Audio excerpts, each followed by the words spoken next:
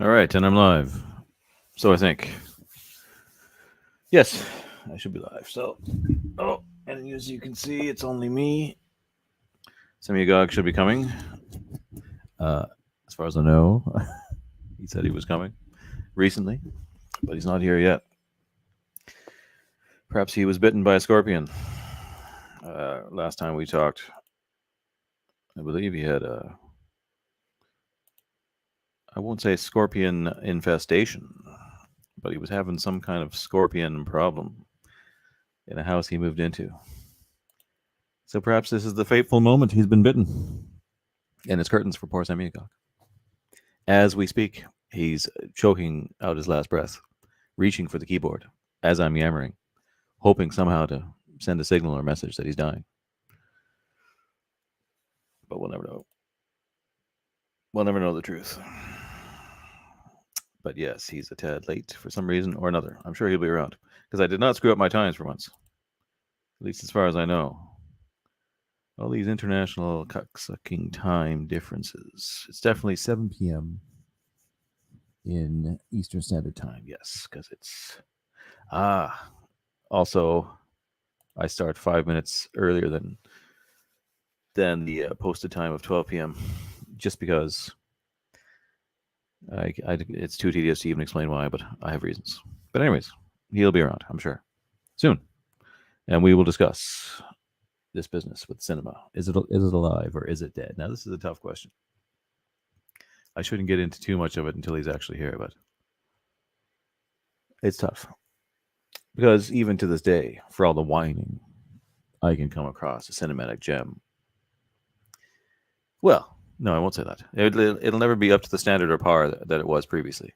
Let's say. To me, I think cinema, the art of cinema, peaked probably in the 70s, and that continued somewhat into the 80s in a sort of leftover kind of way, in the same funny way that some of the best music of the 60s was actually a layover of a sort of flourish from the 50s of early rock and roll that most people don't realize or appreciate so much. Some of the first time I read about it being truly appreciated in a way that I had understood it was by the Cramps. What's that woman from the Cramps? Poison Ivy was talking about it. And I was like, yes, I agree. That makes sense. A lot of that 60s music was really had its origins in the 50s. But in that same way, in a similar fashion, the 70s, I think, was the peak of cinema. Despite all the excellent, like classic cinema, noir, etc., of the 60s and 50s and back into the black and white period. But there was an adventurousness in the 70s period that was, it wasn't just that it was adventurous and risque. It was that it so in a truly quality sort of what's the word when something's in a sort of pressure cooker appears and it's extremely critical. And this is before everyone was castrated, first of all, as well. So there was kind of a, dare I say, masculine energy about it. There's serious risk taking. There was a lot of like harsh racism and violence. Movies like The Godfather and Taxi Driver, even Star Wars, things like this. Like really kind of crazy things. If you think about it, that become like canon. And it's hard to conceive how crazy they were when they came out. The Shining and things like all these classic things. But like that carried on somewhat into the 80s. I shouldn't like blow my wad on what I have to talk about here before he even gets here. I wonder what he's doing. Send him the link. Hold on, let me see. He's got an equipment problem. He's coming now. So I won't say everything I want to say before he's here. That's not the thing to do. I'm getting into it by accident. I didn't mean to get into it. Ego Emmy says, cinema has had its day. The best is past. Well, this is what we need to talk about when he's on. But yeah, I'll bring that up again. Ego Emmy also says the 90s, turn of the millennium, was late period harvest before winter. Well said. Yes. 90s, turn of the millennium. Yes, it was. True. Late period harvest before winter. All this is true. There was definitely an arc, descending arc, of loss of quality that was really in the course of my lifetime, sadly. And this is true of cinema and many of the arts. I've noticed this and lamented it my entire life. For whatever reason, I always talk about myself this way, and it sounds like I'm being egotistical. And maybe I am. But like I always I felt alone, let's say, many times through the decades where I would notice where something isn't so great. I'll bring this up with Semiogogue too. And I always felt I could tell when things were dipping away and not being as good instantaneously, when it seems like my friends could not. No one around me would agree completely. They're like, oh, you're being so curmudgeonly about this. And even now, especially now that I'm actually old, I seriously risk just seeming curmudgeonly. But really, I always just sort of had this perception and was aware before I knew about Spengler and cycles and all the other reasons that things do have these lifespans. October, he says, I knew we were in trouble when they closed the IMDb message boards in 2014. I didn't even know they did that. I can't even remember the day that they had message boards. I wouldn't have been following that so closely. IMDb, yeah. So they had message boards, and they closed them. Why? Just because people talking about early life stuff, or the propaganda in films, or just bitching about the films. They were tired of the bitching. That could be it. That's interesting. I didn't know that. All the message boards. There used to be free and open message boards everywhere. I remember going, like, you go to a news site like CNN, and I would leave the comment section, and I would just absently, like, I would just nuke bomb the comment section with some comment about. I remember doing one once. It was my usual bitching about feminism or whatever, but it was like some ridiculous article about women doing the first woman to do something or other, something inane, some corporate thing. And I said something. I made a comment like, what was it now? I got into an argument with one of them, and I was saying, "Well, list all the amazing achievements since feminism put women into all these positions in this place, in any, I think, vocation." And everything she listed off 20 things. Every single one wasn't like some actual innovation in the vocation, but it was just a furtherance of more feminism, where they opened the way for this other equality thing and this other expanded, more feminism, like there was nothing of actual innovation beyond social justice. And I pointed that out, I remember, and I've never been so thoroughly attacked and hounded by like a shoal of savage cannibals. It was like the women that tear apart Orpheus and throw his head in the water, the wild women in the Dionysian frenzy. Like absolute. I've never had my life or my family threatened so thoroughly and so many times as those cat ladies in this CNN comment section back in like must have been 2014 or something like that. But yeah, those are the days. He sent me on a little loop down memory lane there. People talking about all this stuff, yeah. So why would they ban the comment section on IMDb specifically? Just that, other than they're tired of hearing bitching about films.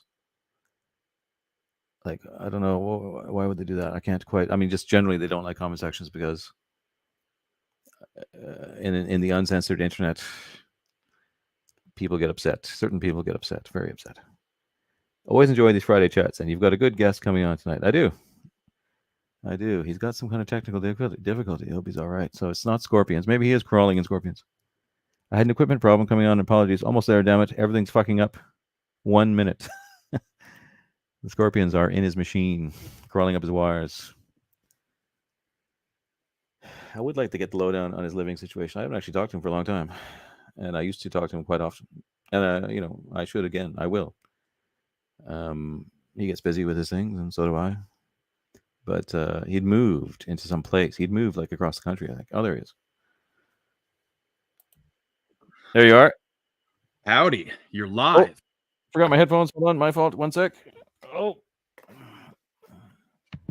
1 sec. No worries. Now. How's it going? Oh, it's a nightmare. Can you hear me all right? Yeah, you sound good. Yeah. Black Sabbath. I like it. Yes, I wore it for you. Good man. Yes, the old ways, the old arts are back. Yes, the lore is deep. Oh man, I have some kind of problem with a short with my goddamn basically, these new Macs, they have these little USB-C attachments, right? So you have to get an outboard something in order to attach all your different peripherals, and for whatever reason, probably related to me having dumped a whiskey into my keyboard once upon a time, I went and had it fixed, but it appears that there's some kind of short going on. Well, that sucks. So yeah, it does suck. So I'm just going to wiggle this thing one more time, and then I'm not fucking touching a goddamn thing because it's entirely possible that it'll freak out again. So Last how time, the last time, hell are you? I'm good. Yeah, I didn't talk to you for a long time. But last time I was just saying, last time I did talk to you, you just moved into this place that you're in Yes. now, I think, right? And you were complaining Mhm. about scorpions and shit. And I was telling them that. Yeah, You're like, there's a scorpion. yeah, actually, well, I mean, I have one well, I'm Do not you? going to go get it, but I have one wrapped in spider silk. Some spider caught it. I mean, No way. That's great. yeah, I'm not going to go get it though. That would be a bit much. This be my show and tell. Look at my little scorpion. Yeah, so now I have a problem with Asian lady beetles, and every time Asian lady. yeah, every time I say that, I think of a fucking lady boy in Bangkok. I mean, hypothetically, not a memory. You think of making love to one sweetly. No, I hate these little fucking beasts. They're everywhere. Hopefully, I can make them into fertilizer. They've swept into my house. They've taken over everything. I don't. Where are you living that you get these infestations of vermin? Like, what's going on? Like, what? It's some deserty place. What is it? It beats teens and cockroaches, but yeah, I'm way out in the woods now. I mean, well, I'm as way out in the woods as you can get, being west of the Mississippi, pretty much. I mean, there are probably a few. I mean, east of the Mississippi. There are probably a few spots east of the Mississippi that are further out, but not many. And I'm on about 10 acres of forest right up near a national forest. So I'm in the middle of the wood, and so I get bugs that you don't find so much in the cities, and I have to worry about trees falling on my shit. Is that happening too? Trees are falling on your car and stuff, or what? No, nothing's fallen on anything important yet. Let's pray that it remains that way. See, I grew up in the woods in Canada, and it would be like we were totally in the trees all the time. My backyard went up the side of a mountain, and there'd be bears there and all kinds of everything. But I don't remember insect infest. I remember being ants sometimes. There'd be crazy amounts of ants. Well, surely, I mean, that far north, you had pretty hardcore mosquitoes, right? Big ass ones that come out in the summer and fucking. That's what I was going to say. Yeah, that's what I was going to say. Mosquitoes, yeah. Mosquitoes and ants. That's pretty much it. Yeah, you are probably you might be the most base Canadian I know. Because there's so few of them. No, I think that there are many that are hidden. That just because of their politeness, you'll never know about their basedness. Well, they're funny. They tend to be apolitical. Even my old pals, when I talk to them, they'd be sort of like they won't care about politically correct transgression, and they never did. But at the same time, they wouldn't be incredibly tuned in to the hows and whys, and they wouldn't seem to care. They'd just be carrying on the same old routine that they always did. They'd be smoking their weed and going four-wheeling. Yeah, they don't give a shit. Because life just carries on. They notice there's more sort of 7-Eleven franchises run by Eastern people out of Vancouver, maybe, right? And they might sort of slyly or casually notice this, or they'll certainly bitch about all this gender stuff. I hear them all the time talking about these weird gender creatures and their claims and videos saying how outraged they are that they've been called the wrong thing. They really don't like that. So it's standard sort of normie tier stuff, I guess, but it's more like an indifference. They don't see. It's hard to get them riled about anything. Well, they're up there in the cold mountains, on the vast prairies in the cold mountains of the icy north. So, yeah, you escaped that world, though, did you not? You've gone to the land where you build things yourself out of stone. I could have done that back there. I would have liked to, actually, but it's I didn't intend. I didn't flee. I hated it. I actually always wanted to go back. It'll never happen now, and it's probably for the better. Well, I'll tell you, as crazy as things. I mean, shit's crazy everywhere. And if I remember correctly, it's crazy where you are now. But I mean, Canada's pretty far up there. Yeah, Canada's pretty. Well, how is it? How is it in this place you moved to? Did you ease into everything? Yeah, Alabama's all right. I mean, I have to go deal with the Walmart cryptids, and right. Yeah, and I've told my friends there's a certain kind of boot that the men around here wear, the local boot. It's not like a cowboy boot. It's kind of like a brown engineer's boot with a not very raised heel. Yeah. And okay. All the men are wearing them, and yeah. It's I wear an engineer's boot. I like that talk. I like an engineer's boot. It's not too pointy, not too it doesn't have the pointy toe on it, and it feels more casual. And right, and like the maybe heel is maybe you're not going to work. Maybe you'll actually work on something. The high heel feels a bit gay on the cowboy boots. Well, like, no. what's the point of the high heel? You should see me in my flamenco shoes. You'd love it. I would like it. They're based on a riding boot, but they have a very tall heel on them. So, by the way, this is a cigarette for anyone who might be wondering. This is fucking pipe tobacco. You see that? That's tobacco. Just in case any of these freaks. And you're still doing the flamenco, yeah? You've got. No, not as much. I need to practice just to stay fit, to stay agile, to stay lithe and nimble. Yes. All right. So is it? It must be a great way to meet. It must be a great way to meet the ladies. The flamenco, no? There's not a whole bunch of lady meat in flamenco. Yeah, I can. Can you hear me? Can you hear me? Yeah, sorry, I wasn't sure. Okay, there was a delay from it. Yeah. Yeah. Also, I'm currently taken, and yes, I can hear you. Oh, you're currently taken. Oh, good man. Well done. Well done. You weren't last time we spoke. Yes. I don't think. So you've romanced some young lady. It was in the works. Yes, it was. Yes, it was. Nice. Well done. Well done. Anyways, we're not. We didn't do anything, talk anything formally, or do anything. So Semiogogue is here, and we're going to talk about. We're going to bitch about cinema in a incredibly wise and philosophical way that will just completely leave you confounded and frustrated. And we're going to bitch without any solid answers of any kind to anything yet. I mean, it'll be worthwhile. I think, hopefully. Like, what would you? Let's start with you. So where would you like? So we both agree then. Well, I don't know what we don't agree on anything. I can't even say that. But we have an idea. Let's say, and because I've seen you talking about it, and it reminded me that I had been speaking about it as well at another time.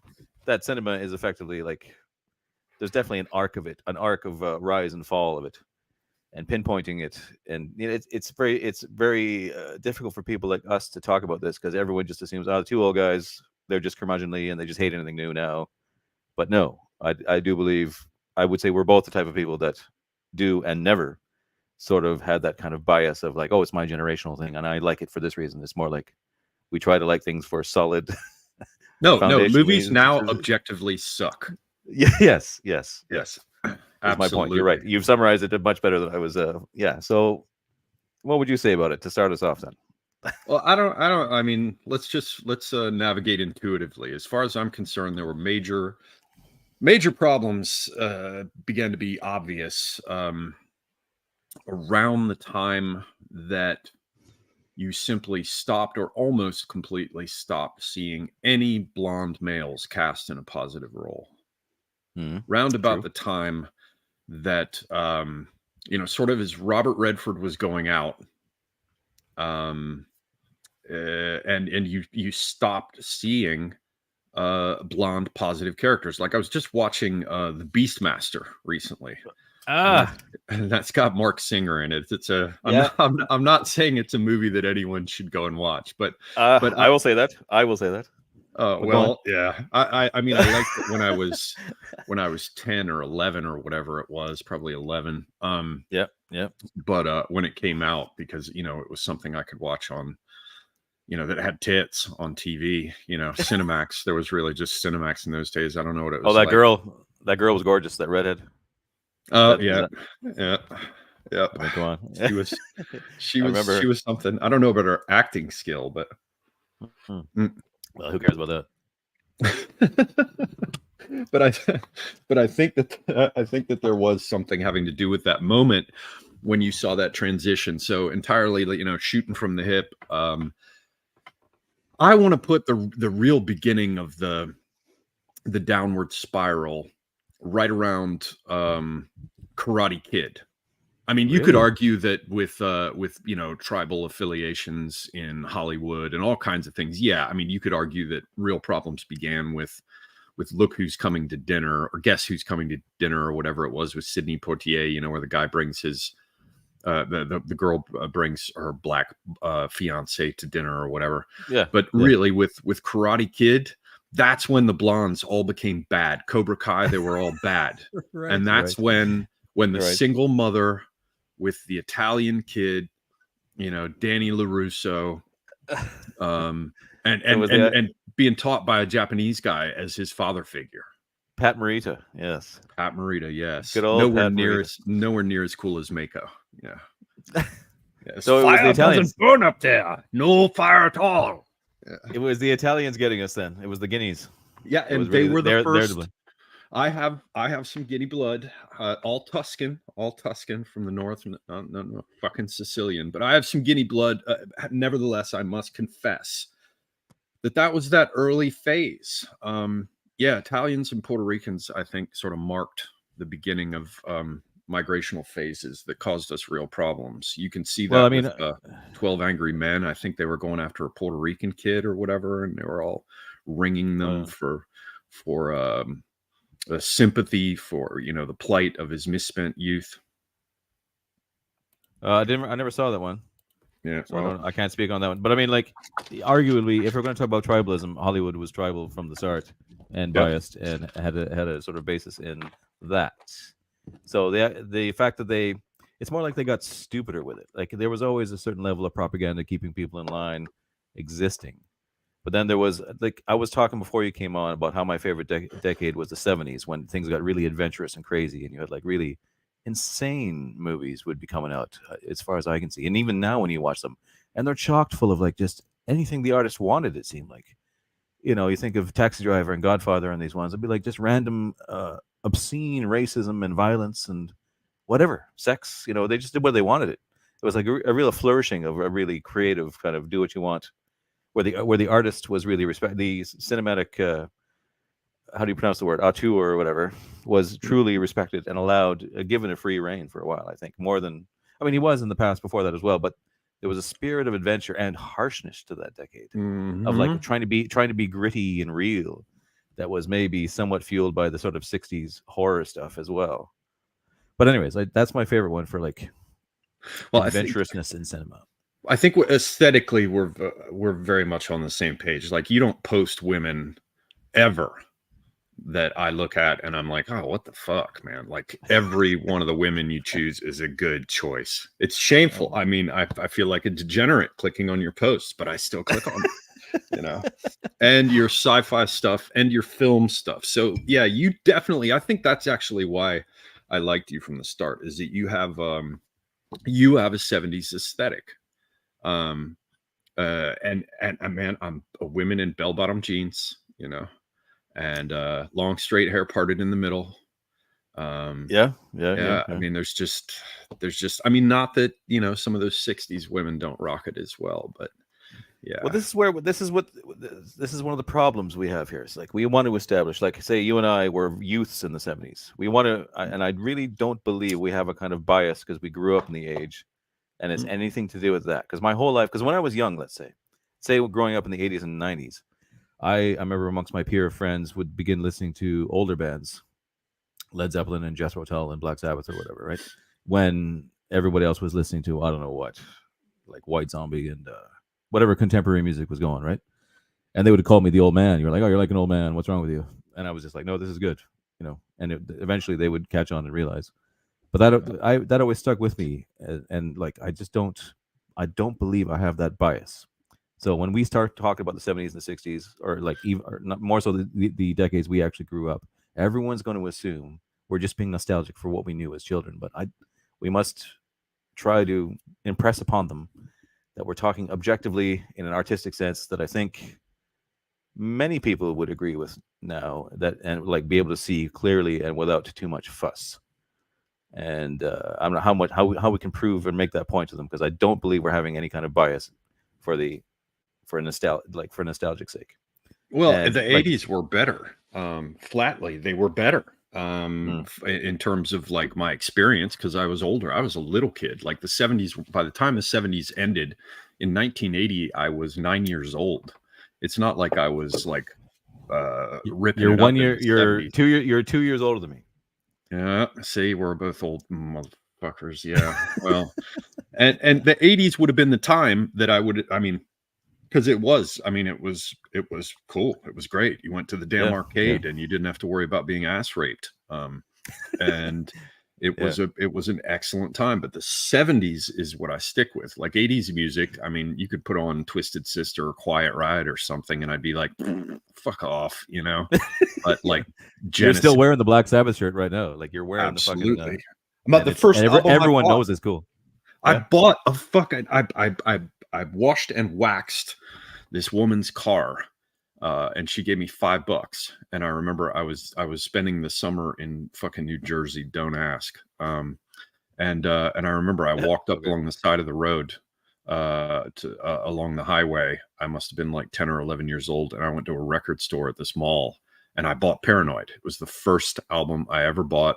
I was like 10 years old, and I bought Paranoid on vinyl. Oh, wow, amazing! So you must Black have had it Sabbath is cool. my life.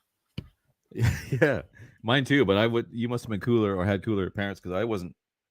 I didn't become aware of it till much later. Like I didn't even really hear it because I grew up in the '80s. I grew up in the '80s, and I remember everyone was listening to Metallica, Justice for All, things like this, and But no I one was listening did to Black like Sabbath. So I didn't hear it. I did like Go on. Metallica too. I saw them live, as a matter of fact. But Like I didn't even hear of Black Sabbath or know what it was until I went to college. Like not till I like had an 1990 older or whatever. brother.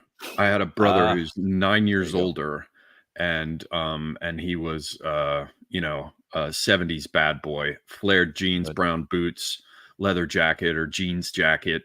Yeah, Right. and I remember I would just play his Paranoid 8-track. I'm like Electric Funeral. 8-track in his car in Yeah. like a Camaro or something, was it? Or No, this like was an in the house? 8-track in the house. Yeah. Oh shit! Yeah. Okay. And I'd go through the 8-track tape. Yeah, I was there, man. When I was a little kid, I saw, black and white TV shows, and like phones had cords on them and stuff. You probably remember those. Where you had to have the and we all. long But I remember stick my in your buddies. room. My buddies had Camaros and things. I remember the 8-track in one of their Camaros, and he actually had some 8-tracks. I don't remember what it Mhm. was, but that was an amazing technology. But I remember like your pals would have like these cars, T-Birds and things, like these Yep. amazing muscle cars. Oh yeah, Z28 Camaros. Yeah, Trans Duster. Am. My oh fuck, there's so many good ones, and like just the amazing. Plymouth Duster. But anyways, this is not the topic. This is cinema. We must stick to cinema. The It's all point related. is that you would expect that we would be most attached to the period when we really became more conscious of things, and nevertheless, the 70s calls to us. It still does to this day. And so there are plenty of movies from the 70s that are great. I mean, you got Cassavetes, you've got Scorsese that you talked about before Scorsese became such a, well, I can't use that word on YouTube, but there were great movies then, and something all went wrong, and I think it all went wrong around the time of The Karate Kid. I really do. Okay, you would put it a bit earlier than me. I would definitely say, for me, I think I said this to you. I pinpoint Terminator 2, and a lot of people still love that movie. A lot of people are going to bitch at me for saying this, but that's the one where, first of all, it got a bit gay. Arnie became the good guy, and it was all kind of limp. Like, if you think of Terminator 1, it's so gritty and kind of like there's a lot of death, and like it's dark. And Terminator 2, it kind of, it had this sort of lame kid, and it was sort of like just an obvious cash grab kind of follow-up thing. Arnie becomes a good guy in a limp way, and then you had all the CGI, and everyone was amazed and blown away by the CGI effects and the liquid guy killing everybody. And you could argue and find it's an entertaining film, but that was the beginning of the CGI takeover of the fantasy action science fiction movie that kind of spoiled them in its own. That's a whole other little universe to itself, apart from political correctness or any other reason. That's just technology interfering and being misused, in my opinion, with what was the superior arts of before, of like the way they did action and the way they did the sets and and the costumes and the special effects, where I believe was objectively superior in every way. Before, Yeah, even like if it looked fake, Waterloo or Ben Hur, you know, where you had these vast set piece battles, you know, and enormous numbers of people, you know, riding around on horses and crowding up and doing things. Yeah. Well, you could just compare like the original Star Wars with any new Star Wars, right? You know, which effects do you appreciate more? No, like maybe people would argue that point, but to me, even when it looks fake, the older effects, I believe you can appreciate the human craftsmanship that you can sense of it. It's not this like overly fluid, just inhuman computer thing. That even if it looks kind of like, you know, passably, supposedly realistic, there's always something that zones you out when you look at it. I don't know. Yeah, the That's same my thing argument. happens. Same thing happens to me with the high def televisions doing 4K or 8K or whatever, where I feel like I'm watching the little monitor fold out monitor screen on a VHS or something. Like it all looks fake, and I really believe what's happening is there's so many frames per second that something that used to happen where your mind completed the flicker fusion, right? They've got a thing called a flicker fusion threshold. You probably know about it, where you, basically it's like the little Nickelodeon things that used to turn, and you can see that as they begin to spin, they look all herky jerky, and then they become smooth as they spin Right? faster. Yeah, You yeah, know, yeah, yeah, yeah, your yeah. mind is actually filling in the gaps, and somehow this ultra high definition, ultra high frame rate stuff robs from you the ability of your mind to fill in those gaps. So I think there are a few things. There's a technological aspect, but that's only arrived recently in the sense of the frame rate and resolution. And it's horrible, Mhm. but it has Yeah. something in common with what you're talking about, which is the business with CGI. And I think it's fair to say, I think it's absolutely fair to say that when you stopped seeing blondes cast as anything but villains, so that's going to be roughly like Karate Kid, roughly whichever that Rocky was with Drago, Oh yeah, yeah, yeah, yeah. Right. and Yeah, they became definitely different. Yeah. the CGI aspect too. I mean, Yeah. the real moment when it hit rock bottom, like it didn't just fall face forward into the curb and knock all its teeth out. It like then got driven over by a truck that then got put in reverse and backed over. At that point was when all the women writers entered. But you know, Yes. Yeah. Yes. definitely. So I think like the Oh, end fuck. was like what is it called? 3 Days of the Condor. What's that one where Robert Redford is a spy and his Yeah. own Yeah. agency's after him? Like I remember watching that and thinking, wow, a blonde guy who's shown as sympathetic and resourceful. Yeah. There used to be a lot of those great kind of. That's another thing. I'm a big fan of those kind of like. That's another thing. A big '70s thing. It existed in the '80s to a certain degree. Is that kind of Robert Redford, Clint Eastwood, kind of a noir spy thriller, Cold Warish thing or something or other. And it's one of the. It's like that. It's a certain kind of pulpy story that you just don't see anymore. It's sort of like a gritty, realistic. Not a lot is said.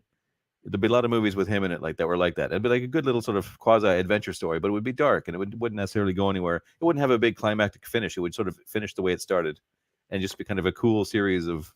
It's a kind of storytelling that does not exist anymore because it requires a kind of courage that has been.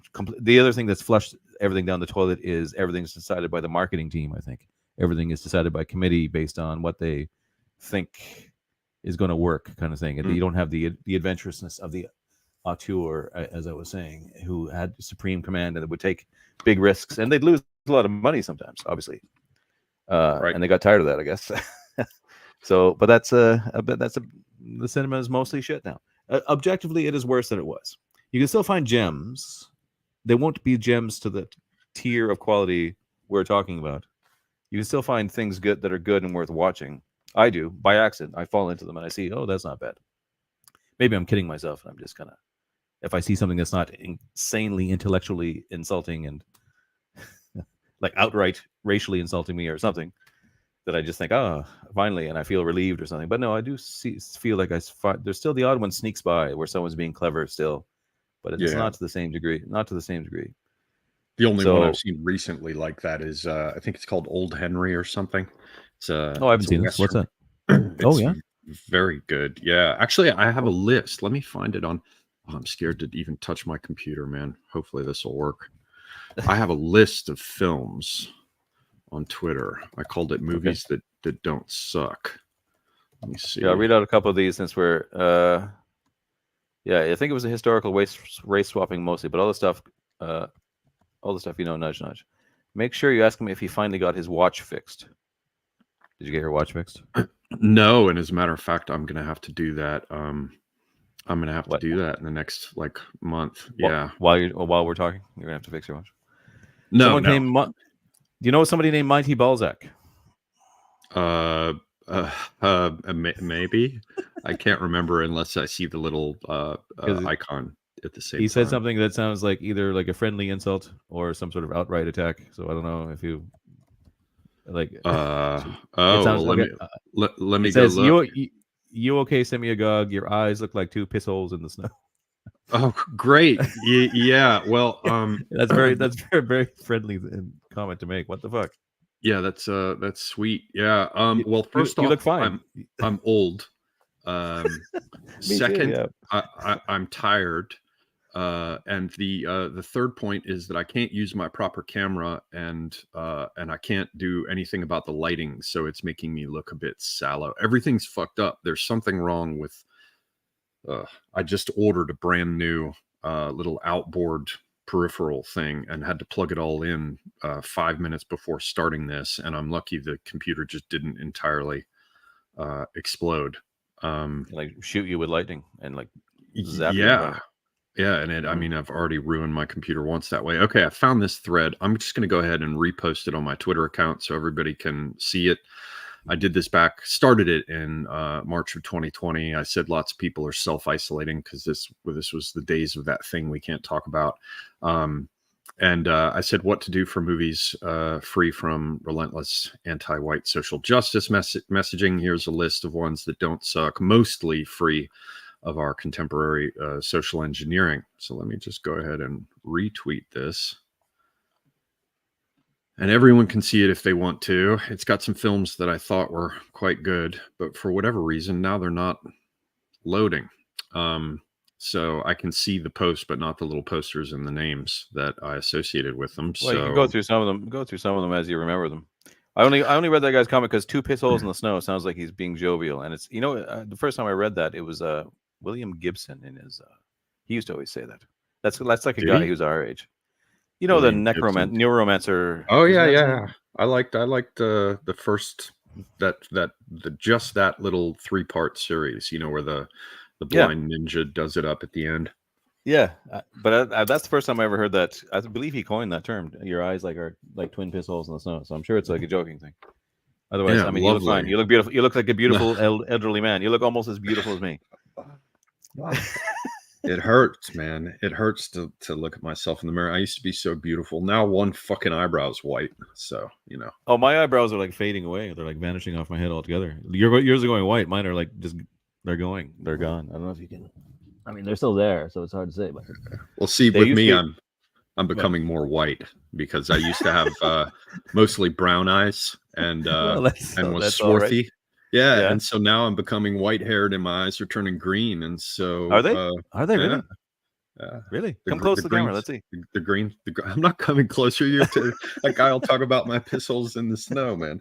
Right. Oh, look, you've made him self-conscious now. You've destroyed her enjoyment of his beautiful face. Yeah. I've heard of this. My uncle's eyes turned from green to blue over the course of his life. Mine just got darker, actually, because mine were more green. So I'm turning the opposite. I'm turning non-white, and you're turning white. No, yeah, you're not going to turn non-white. You're far whiter than I am. There's just no doubt about that. Because you come from the land of the ice and snow. Well, no, I had 1% North African in my DNA. I remember that. So I got 1%. Wow. Yeah. Wow. A one-drop rule. But you said North African, right? Yeah. That could be. I mean, that could be Vandals. That could be Berbers. That could be Egyptian. Sure. Yeah, it's not sub-Saharan. So I like to think it's Egyptian. I like the Egyptians. Okay, someone else says Enlightened Despot says my choice is Titanic, hideous in every offensive, gigantic and morally bankrupt, rich in propaganda, and loved by masses. We could see is already far gone. Now, was that was that a CGI era movie? Was there any CGI? There was definitely CGI in it. That was that big what's his name? Who's that Cameron, director? James Cameron, Terminator yeah. guy. Yeah, James Cameron. But it had, it did definitely have the, I mean, a very poignant moment for anyone who gives a shit about like men's lives. He just floats there in the water and dies while she looks at him, and there's obviously room for him to climb up on the piece of wood, and it's just like, no, you can die, you can just fucking die. Or the rich guy who like based in using the real name of a rich guy on the boat who basically I understood in real life, I think, helped some people, and he's shown in there like beating them with the oars into the water, like killing them. Yeah. And they use his Yeah. real name. It's like, holy fuck, like, just can you like take history and manipulate it the way you want so evilly? But yes, he did. Clearly, Cameron they can, really became a do. hack. Cameron did Terminator, the first Terminator, and Alien 2. What else did he do that was good before he became shit? He was pretty much shit ever since. I don't know, because that damn Avatar stuff just turned me off him so thoroughly that. Oh fuck. Yeah, I can't. Well, even like the Abyss is okay, but it's like not. It's kind of boring. That was not bad. It's the all Abyss right. was not bad. And what else? Sorry, I'm just gonna blow my snout here off camera. You got a very nicely organized shelf, completely the opposite of mine. You have a wonderfully organized shelf of books and things. Oh yeah, you see my books? Here are my books. Well, let's see. I'm just frightened about touching any of this stuff. You got a wonderful looking setup there. High ceiling. Holy shit, you got a lot of books. That's great. Oh, and that's that's not all of them. There are lots. Wow. Impressive. Well done. Well done. Looks nice. That's you've got the kind of background people like pretend to have and like make up with green screens. Well, I mean, but this is like panel board on the walls, and you can see it's just insulation panels on the ceiling. The floor is just poured concrete, so it's. Oh, you're in the basement? Yeah. No, I have a freestanding shop building. It's 1,000 square feet, and I figured I'd just turn it into an exercise and a study space. Oh, so it was like a garage or what? I think it was originally. I think the guy who built the house built this one first, intending for it to be a shop, but he finished it somewhat. So it does have a shower, a sink, a toilet, and it's got all the stuff stubbed in for. Oh Jesus! You're living like a country. You're living like a country nobleman out there. Well, the other, I mean, the house is better. It's actually kind of nice inside, despite the fact that it's a soup can. But yeah, so. Yeah. Movies. Right.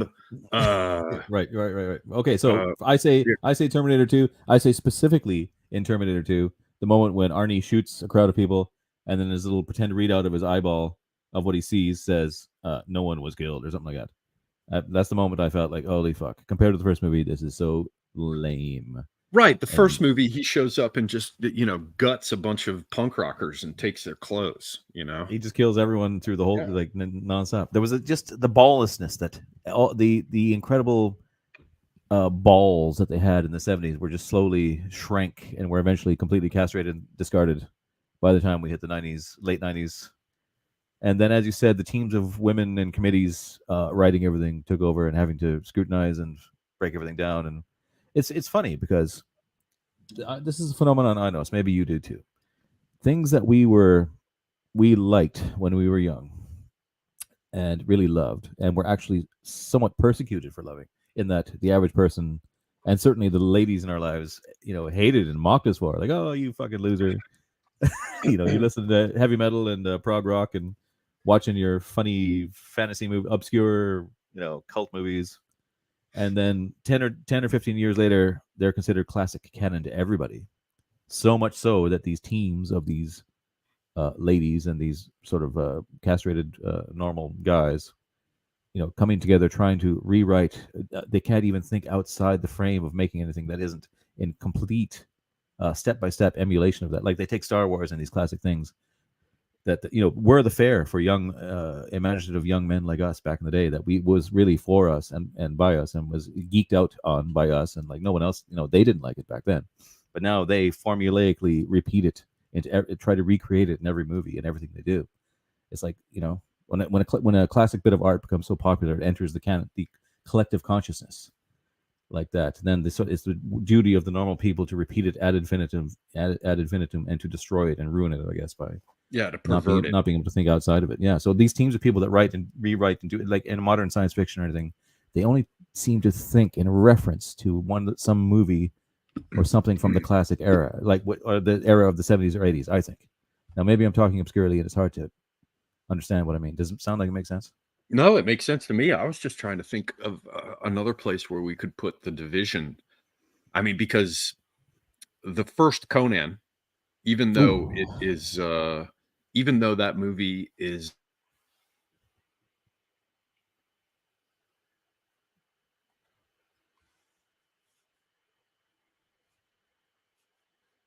Oh, he froze up for me. He froze up. Can you hear me now? Sorry, I hear you now. You do hear me. Sorry. Okay, so the first Conan, go on. Oh, sweet God in heaven, the whole thing just shut down. So yeah, the first Conan movie, while it is not a proper Robert E. Howard Conan, it's an why? Because because they changed the story, or what do you mean? Well, because I mean, he didn't grow up on a slave wheel. He was the first over the walls at the Sacavinarium. He was a Cimmerian. Also, I mean, the real Conan had black hair and blue eyes, not brown hair and brown eyes. That's right. And he was absolutely massive and muscular, but it wasn't in that lumpy bodybuilder kind of way. He was huge. I mean, the descriptions, they talk about like towered a head over his closest compatriot, But in the comics, they always depicted him as you'd have a massive back, and you'd see all the muscles across his his ribs and his back like massively. I remember that, and his limbs would be kind of long. It wouldn't be like Arnie though. Yeah, it'd be more like a tawny kind of athletic. I don't know how you describe it, but go on. Oh, you froze up again. Don't tell me he's oh, are you back? Coming back. Okay, good. I'm gonna. Can you hear me now? Yep. Sorry. Okay, I'm just not fucking touching anything now. Okay. So yeah, apologies. So he, while it was not a proper Robert E. Howard Conan movie, it was a great movie, and it's also probably the best movie soundtrack ever produced, ever. I mean, ever. So Basil Polydoros. Absolutely. With Greek polyrhythms. But you still have that at the opening of your videos, don't you? Yes. You have like a MIDI version or something. Yes, a very kind fellow. God, what is he called? Oh my! Oh, he's frozen up. Is it him or is it me? I think it's him. Not again. Maybe it'll happen intermittently. I don't know. You're okay mostly, anyways. All right. Hopefully it'll. I'm not touching anything. You can hear me again, though, right? Yeah. Okay. So, a friend. God damn it, I can't remember his name right now. Was kind enough to put together that music for me. But the point is that Conan movie was great. And then look what happened. Conan the Destroyer came, that second movie, which is just a fucking pile of puke. So I kind of like it. I kind of like it. It's parts of it are okay. Oh my God. Parts of it are okay. Parts are okay. I think it happened between Conan 1 and Conan 2. I think that's where it all. What year would that be? That's like still the 80s. Oh yeah, that's I can't search because I can't. No, it's probably you're right. Probably your Karate Kid era. It's probably around the same, like late 80s. Right. So that's what you would say. Mid 80s. It was probably mid 80s. So I think it was like 81 or 82 for the first movie. I can live with Destroyer. Destroyer still has traditional effects. It's cheesy. It's more Beastmastery. It's kind of cheap and shitty. They got a shitty director. Yeah, and they got a black woman, Grace Jones, in it. Grace Jones. And Kareem Abdul-Jabbar. Was that him? Yeah. No, was that him playing Bombatus or whatever? I don't think it was. It was another guy. I can't search it because something will explode. So okay, yeah, I'll look it up. No, I think it's actually some other guy. Kareem Abdul-Jabbar. Yeah, they were just. It was obviously we should find out who directed that, because whoever he is a propagandist, obviously. No, I'm gonna have to search for something though, just to help with the movie thread. Just let's cross our fingers and hope it doesn't go wrong, because there is a thread I did that's about find that. Yeah, about movies. Okay, while you're looking at that, someone says, "Do they make anything other than cape shit? Nothing against a good superhero movie, but they don't make comedies or even rom-coms anymore. All drama is gay now." Well, I mean, I do have something against cape shit. I did from the start. I remembered, I used to be an avid comic collector as well as a youth, and I was too. Were you as well? Everyone, we all did this same kind of thing, did we not? Yeah, it was like everyone did the same stuff. But I noticed early on, I would collect Spider-Mans and things like this, and that would be enjoyable. But then I noticed, again, say the Conans or the Judge Dredds, the superiority of the stories that were not hinged around this bizarre kind of. It always struck me as a kind of bizarre. You always imagine them in New York, going around their silly spandex suits, doing the same kind of American justice stuff. Right. And it wasn't the same. It was like, whereas then you realize there was comics that are just telling a story like you would read in a pulp story or a novel, without any of those silly attachments to those what we call cape shit now, which is it's very specific. A cape shit story is not just the silliness of the hero, but the hero is absolutely committed to a kind of, dare I say, anti-fascist idea of justice. And it's kind of a contrived way of stealing what the hero should be. You know, a hero from an old story, a mythic story, is involved in a bizarre series of events, and you know, it's nothing like the formulaic cape shit nonsense, what kind of robs and steals the whole notion and makes it lame and useless. So I always had I realized in those comic book days, okay, I was like, I'm not reading this fucking Spider-Man shit anymore. I want Conan. I want original comics. And there was plenty of horror comics. I mean, there was so many back then. There was so many good options. Well, the comics that the world that they came out of course, was, you know, World War II propaganda. And I think plenty of people have pointed out there's a serious ethnic group overrepresentation in comics. But we don't need to get into that. What's important is that there was always that sort of anti-fascist program. However, with the Conan comics, there was something kind of different. I mean, they still did have all kinds of posery in them, but by comparison to what we see these days, it was, you know, minor and inoffensive. But there were only a few of those comics, you know, since we're talking about superheroes, that I did not personally find really tiresome. It was just Daredevil, because Daredevil had ninjas and it was Frank Miller, you know. There was some good ones. I remember there being some good issues of like Batman, like I said, Spider-Man. I remember there being some, like, at least sort of innovative stories that were interesting and artwork, and you could get into them. But like, it was just an inherently flawed premise in so many ways compared to the other ones, which were more like a natural, like someone like Conan, or what are some of the other ones? There was a lot of Conan imitation guys too, with like names. I don't even remember their names now. Like, you know, Korzak. There was Warlord, which was a DC comic. Warlord.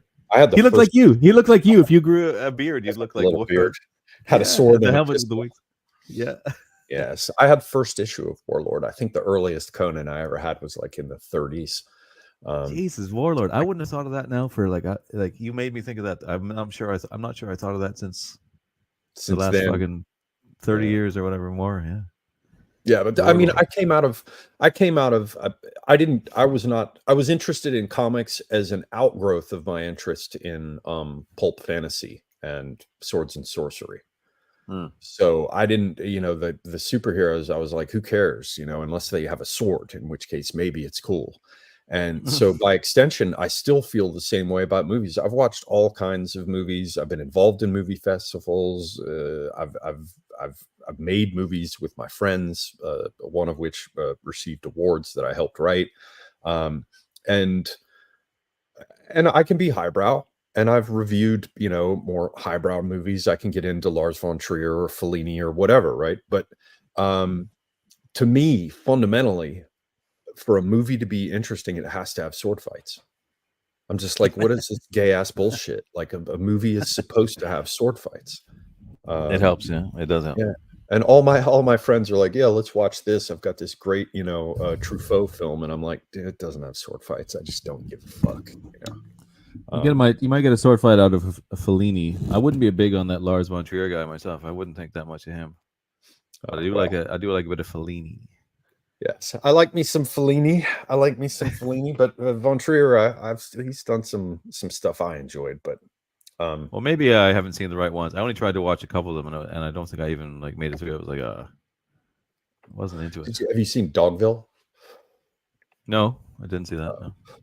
Well, it's a very you might hate it. That definitely goes over into the category of intellectual movie. It's just such scathing satire related to the United States that it's, I don't know. For me, it's de rigueur. Yeah, I have a list of things that I put together once upon a time. It was actually a fairly popular tweet thread.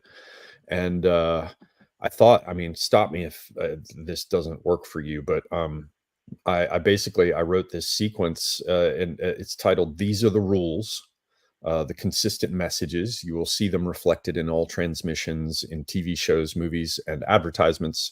I'll go ahead and retweet this as well on my Twitter account so people can see it. The first one is women should be in charge. Minority women should be shown in positions of authority, but the top positions of authority formerly reserved for white females should be shared equally now with minority females.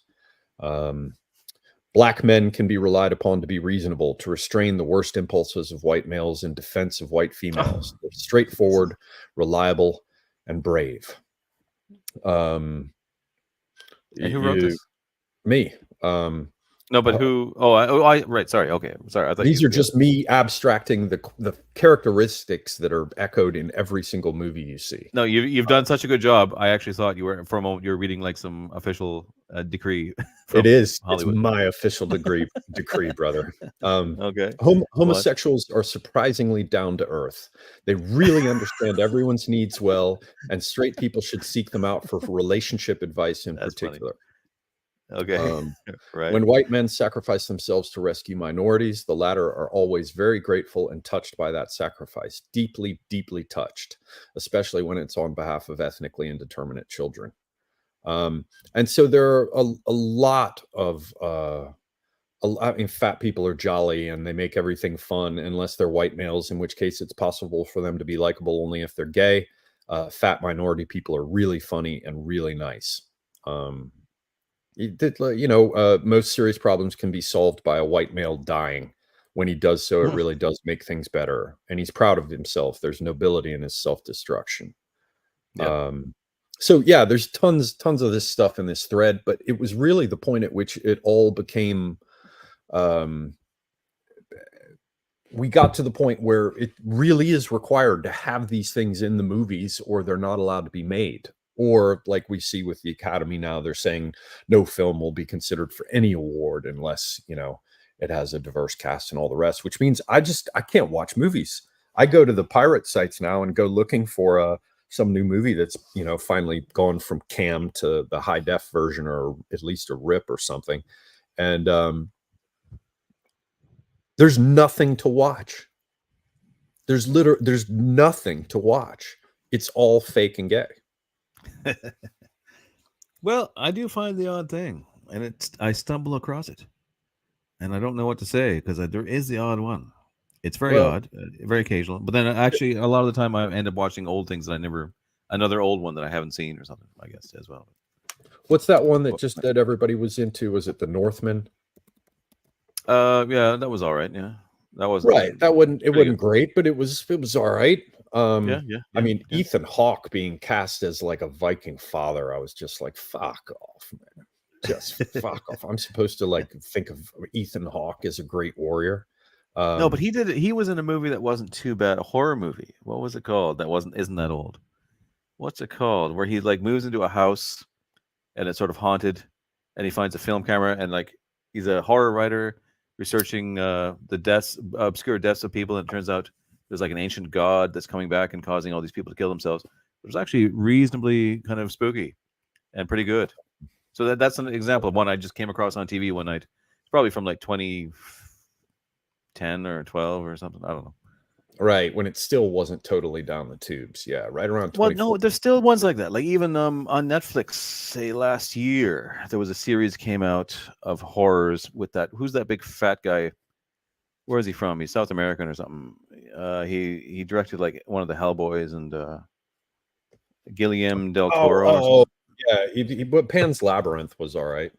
Yeah, that guy. So he came out with a series of shorts of filmmakers making little horror bits that you could watch on Netflix, and most of them were shit. But there was at least 3 that were actually very good, and one of them was I really liked about this guy.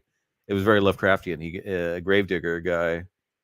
He steals the gold rings and things off people in his graveyard, and then he ends up going down into. He finds what's he doing? Is he chasing rats or something? He ends up going down into a labyrinth underneath the graveyard and finds like there's a shrine to a sort of Lovecraftian god or something, and it's fairly spooky and well done. Like it's just like an hour-long thing, but like it's stuck in my mind. It's like, oh, that's a new thing that's actually pretty good. I'd watch that again.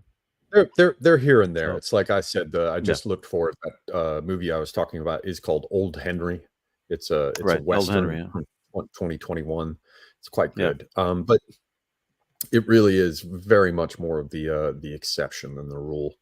So I mean, like I understand they're about to remake or about to they're going to re-release or they'll release a remake, I should say, of Roadhouse. You know, the Patrick Swayze movie. Stop. So No.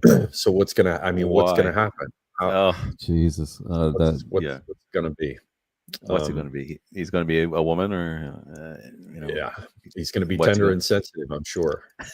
Although to be honest, Patrick Swayze was on the riverbank doing Tai Chi, so shirtless. Yeah, it's all pretty bad.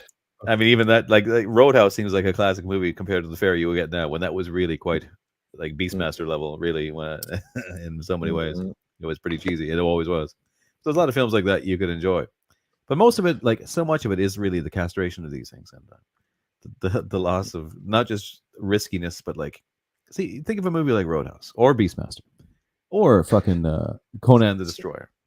There's like an audaciousness, even if they're shitty like that. You know what I mean? Like they're kind of cheap or not put together with total artistic integrity. At least they would kind of like intentionally realize in a kind of flippant self-awareness that they were here to entertain you by humor if needs be, and just kind of maybe Roadhouse wasn't so self-aware. I'm not sure, but it was like it wouldn't be. It's not the same thing as what you get now, where you're sort of getting intentionally insulted through the whole thing. There's this feeling of like sassy indifference, and it's not just political correctness. I mean, it is that, but it's more like there's, like I said, an inability to take any kind of risk. So everything's preordained. You can guess what's going to happen and why. And I don't know. I can't imagine anybody really enjoys it or how it works when like everyone. There's an idea now that the mainstream of everything in the West is kind of limping along and failing, and no one cares about it. And why would they? And how does it continue? I don't know. It continues sheerly on the force, on the willpower of still wanting to mock and destroy what it's supposed to be the tradition is meant to be carrying on. Yeah, I mean, think about. I mean, even just straightforward mass market leftist movies with all their minor aspects of social subversion. I mean, they were actually funny back in the day, like Animal House or Vacation, or I mean, Vacation had some great parts in it, or Fast Times at Ridgemont High. Dumb teen movies. Yeah, I mean, shit. I mean, can you imagine like the reaction if there was a non-politically correct remake of Porky's? There were like multiple Porky's. There was Porky's 1, Porky's 2, Porky's 3. I mean, remember that was the like exciting, sexy movie to watch. Like that was like they had someone looking through a little hole, which reminded me of a children's rhyme that was current when I was a little kid. And it's strange how those things survive. I actually want to. Someone needs to do a study, if they haven't already, of how nursery rhymes and things persist among children. Like, I mean, we used to sing, I mean, as little kids who were way too young to even know anything about any kind of sexuality, but we're like, there's a place in France where the naked ladies dance. There's a hole in the wall where the men can see it all. I remember the one the men wear glasses to see their ladies' asses. See. Did you have that and one? these were and we had another one, Great Green Globs of Greasy Grimy Gopher Guts, Mutilated Monkey Meat, Concentrated Birdie Feet. Yeah, all and the kids with each successive year would transmit these things, and I always thought that Porky's was part of that because there's a scene where they look through the little hole. Yeah, I was like, wow, got to look through the little hole. Yeah, so this is what to pinpoint where and how things have degraded and where things stand now is slightly confusing. But overall, we can say that cinema is destroyed and over compared to what it was. In terms of getting like a mainstream, massive budget film like Dune or even the first Conan, or even like whatever, Gone with the Wind, these things, studio things, it's never going to happen. First of all, they would never put the money in like they did. It wouldn't be. There's not a studio system like that. There's not the dedication to the effects as they were, and certainly the story writing now is completely, like everything else, is poisoned with wokeness and sort of things that don't allow art to flourish. But apart from that, you can say everything has a flip side. If I'm finding little gems now and then, it's because there's so much of this sort of online content and this streaming. They need content for all these different. There seems to be movies getting made anyways and coming out there that you can find because there's so many different platforms and things where then one might appear. It's the mainstream which is utterly destroyed, and certainly there's no more of a joke of a thing to see nowadays, I don't think, than an award show for film or TV, like the Oscars or those things, right? Like that really says it all, doesn't it? When you see those things, it's an absolute orgy of like sort of homosexuality and self-congratulation. Yeah, but there's nothing. It's so just like cheap and shabby, compared to how it was. I don't know. Well, I'd add another thing that I think ties in with your point about like focus groups and marketing teams. The people who are making movies are looking at how they can make the most money, and the way they can make the most money is to simply sell it to the world. And so, for example, if you want to get into the Chinese market, and who doesn't, then you're going to have to make sure that you don't have anything that offends the party. And you're going to have to make sure that you have characters and storylines that will at least, for some of the characters or portions of the arc are calculated to appeal to the Chinese. But by the same token, you want to pick up whatever revenues there might be in Africa, maybe. Certainly you want Europe and Latin America. You want Canada and the United States, you want Russia and China. And so you see these massive ensemble casts where, they've got a fill in the blank token for everything. And finally it's signed to give the entire world something to identify with. And the consequence is, I think, there's no story for anyone. It's jack of all trades, master of none. Try to be everything to everyone, and you're going to end up being nothing to anyone. They're just key franchises. And then the other thing to add, in addition to trying to sell it to the whole world, which I append to your observation about the marketing teams, there's a further one, which is they're thinking in terms of intellectual property. The whole reason that like Pirates of the Caribbean had so much money dumped into it. First off, it's a Disney property. They've got rides called that down in, Disney World or Disneyland or Disney fucking Glory Hole or whatever it is. The rights already stitched up for the toys, for the logos, all the intellectual property, all the IP is ready to go. And so they say, well, we've got an existing intellectual property that we can use as the vehicle with all the rights established and the licensing arrangements made with Mattel or whatever, right? And they just pull the fucking lever on it. And it's just like, coming out of a sausage machine, just squirt of raw meat that's been ground up for everyone. Squirt. Yeah. And but I mean, they had money in mind back in the day as well, but it wasn't so. The process was somehow not so inconducive to something that would be exciting and original. Originality and excitement is really what's like Another thing about those 70s movies is like we touched on it with the Robert Redford ones, and there's other ones. You mentioned John Cassavetes. I always think of a movie that he didn't make, but he was in, called Machine Gun McCain. I really like this movie, but it's so typical of no, it's excellent, but it's typical of those kind of like crime movies of the day, where it would be innovative and crazy stuff and like original, but that also would have just like it would end in a really courageously dark note, just kind of like they would just die. And there's so many movies then would be just unafraid of doing something like that. You know what I mean? That you really wouldn't see now, where now you expect more of a formula and a happy ending kind of thing. Like they would just, it's like to have a movie and you have action and interest in the characters, and then you just sort of kill them off at the end. It really goes against that kind of marketing committee led thing where, you know, this is. They would end, some of them they would even end boringly. They wouldn't bother adding a climax, almost just to be kind of original and weird. You know, what kind of like, and you know, this certainly several millions have still gone into this film, and people must have been wringing their hands. You know, it must be as enjoy. People must walk away from it feeling happy and like, oh, I would like to see that again, kind of thing. But you know, that kind of adventurousness. And it's also rather ironic and counterintuitive that you have circumstances in which it's never been easier to make a movie. I mean, I made a movie with a friend of mine, not the one I helped co-write, that got into festivals and got some pretty, actual awards.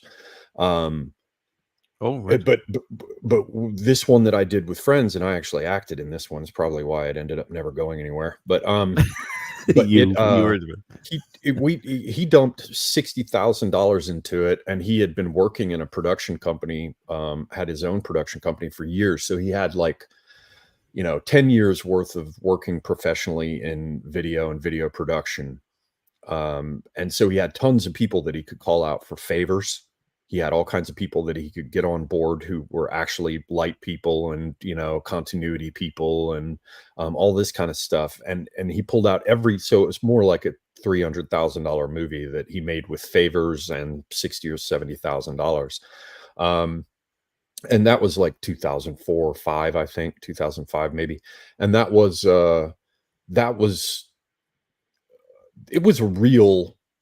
was real shit. Like he was renting cars and modifying them to look like police cruisers and building out sets and things.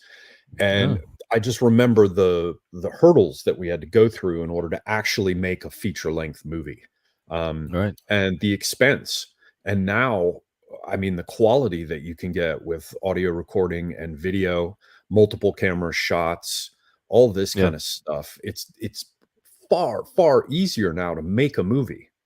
And yet we're not seeing that. We're not seeing shitloads of really great movies, other than the usual, like trying to come up through the ranks, crappy horror film that wants to get some sort of basic distribution and then make enough money to make another film.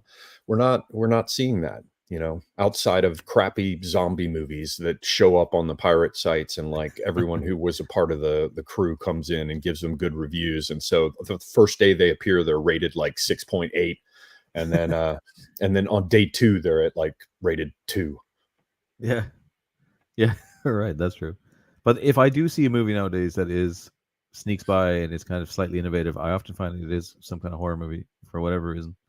But the ultimate one for what you're saying, for taking advantage of the modern technology, the way things are, is the Blair Witch. Remember when that came out? Oh yeah, that was the ultimate one for just like, what was that filmed on? What was the budget of that? It was so low, I think. It was just them on there. And it was and it established the whole found footage genre. Yeah, right. Yeah.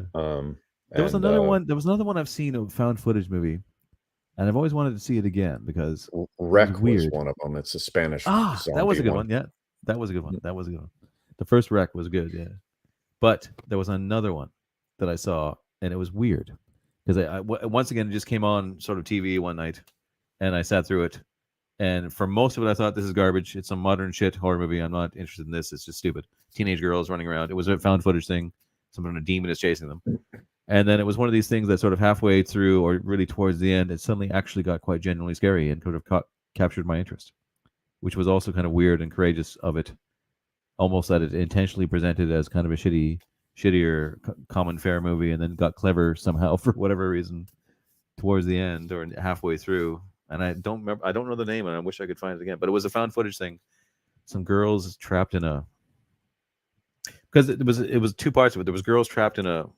They went to some building for like a rave or a party, and they got trapped in it. They're chased around, and then all of a sudden, this video camera. Then it switches to like a more standard kind of a movie, and this guy finds the camera and looks at it and watches them, and decides to go and investigate where he can see a demon or some creature, and then for the last portion of the movie, he goes to look, and then it gets really quite scary. It was just weird. I don't know the name. Maybe someone could tell me. Yes, it was good. Like that. Most of this there's so many found footage things though that are just not always trying to capitalize on the Blair Witch magic of not spending any money and being right scary. and somehow breaking through. Like I'm trying to think of like movies that really were independent movies that were impressive and they did break through. Probably the two biggest ones I can remember. One is Memento. Oh, that was great. And what was the other one? Vincent Gallo, Buffalo 66 is a powerful classic. I mean, it closes at the end there. What is it? Roundabout? I think it's Yes. They're playing at the end in the right. Closing scene. Fuck, man. That was a great movie. Yeah, that was good. Hopefully, so did Vincent Gallo sell out? Please tell me he didn't. I don't know. I don't know much about him. Did he? Tell us in the chat. Tell us whether or not Vincent Gallo sold out. Okay, well, I'm really behind in the chat. So someone said October says Kagemusha, whatever that's referencing to, something we were saying. The Shadow Warrior. Oh yeah, what's that from? A comic? Kagemusha. I'm trying. It's a samurai cinema, if I'm remembering right. Yeah, I think. Guy from V says CRT TV's return. Arkham inmate says Rocky 4. Okay. Yeah. Oh, that's for Drago. Yeah. Yeah. Right. This is way back. Sorry.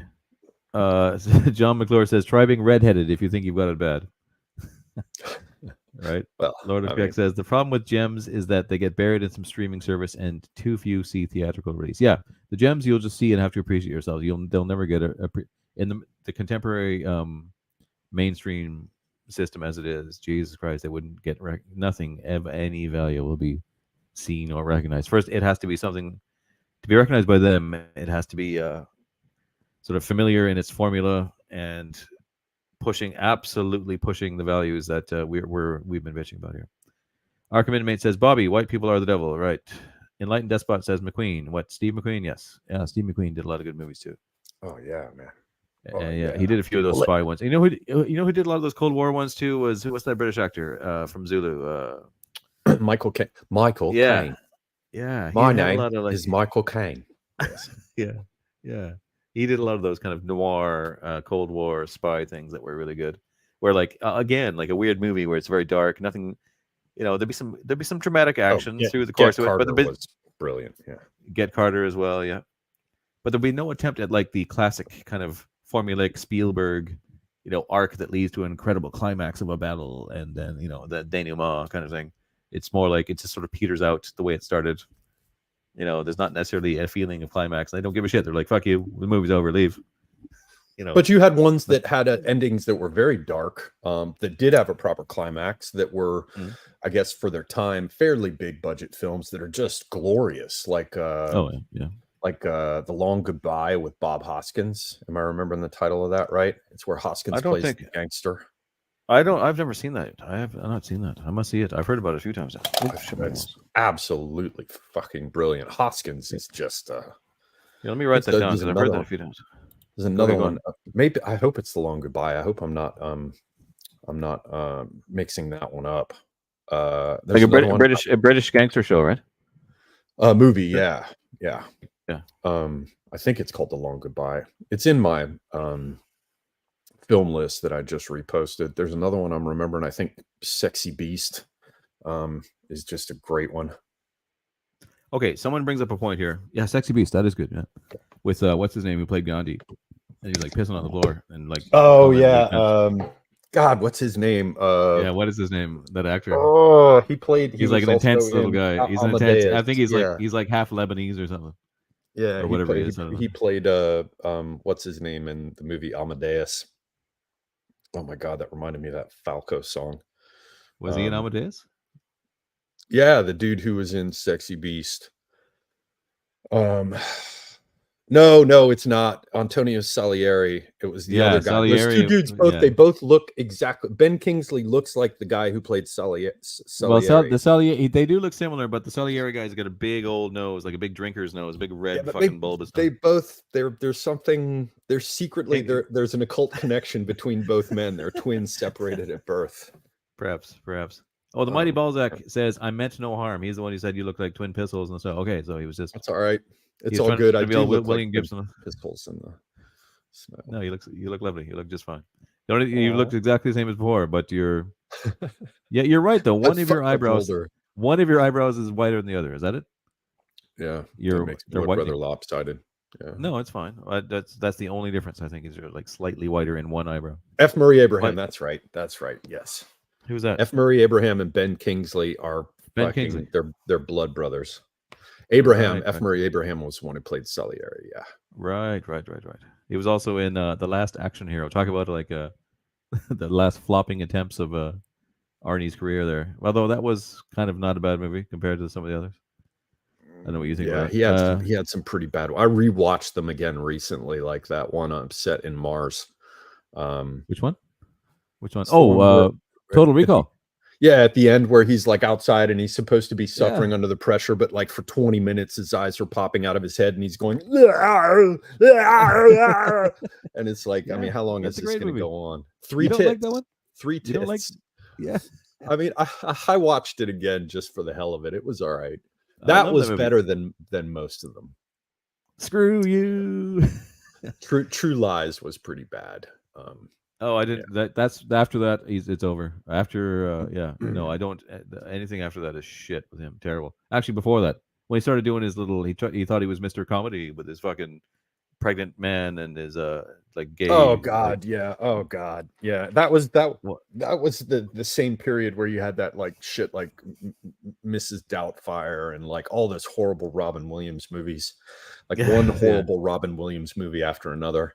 I mean, I don't want to speak ill of the dead, but when he looked back at his oeuvre, at his theatrical career, I can understand. I'm not going to say, let's just put it this way delicately. It's not as if I couldn't understand why he'd want to kill himself, because there's just so much of it that's so. I didn't expect the ending of that comment. Then putting it delicately. It's just, I mean, it's just horrible. Just the simpery. Okay, someone makes a comment here that really speaks to something I wanted to bring up. Then this is really the point, actually. Really. This is what we're talking about, essentially. Well done, enlightened despot. Love to go to the movies, he says, but there's nothing to see. And so this is it. So like when I was young, you could randomly go to the movies and actually expect to be entertained. You could randomly go any old time, not even know what's playing, and just sit there. We used to go to this triple horror thing. We used to go, so we knew it was horror movies. But like we would just randomly go, oh, the movie's on, let's just go. Very often it would be great, mind blowing. Even you'd walk out like, holy fuck, what the hell was that? It's like the experience was meant to be jarring sometimes. It was meant to be see something you couldn't tell what was going to happen, or would expand your mind in some way, or whatever. But it would just randomly happen. So that gradually went along from you'd be able to just go randomly and like generally be amazed to all of a sudden you're going and like, okay, that's shit. That's also shit.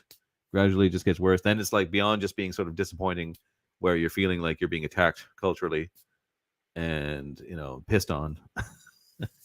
And to the point where like, I can't even imagine, I would not go to see a movie. I haven't been to the cinema to see a movie in a long time. And I can't actually fathom the idea of going, to be honest. And if I was, I would have to have spoken with Semiogogue and at least 10 other people who have seen the movie previously and assured me I'm not going to be insulted and disappointed. Yeah, they're awful. I mean, and the amount that they charge you for them. I do see though that guy from V, fucking based. He said, I saw Excalibur at the theater. So did I. I remember my mother having to get me in to see it because it was, it was R17 or whatever. Because, they've got the opening scene where they're fucking, the guy's fucking her in full armor. A Grain. Yeah. What's his name? That's the Irish actor. Go on. I can remember seeing, sitting there in the theater as a little kid and watching, is it Galahad or whatever, who's hanging there on the tree, and the spur of the knight above him is like cutting away at the rope that's holding him, and the crow Oh, comes. no, and that's pecks at an Percival. eye. Sir Percival. Yeah. Percival. That's Yeah.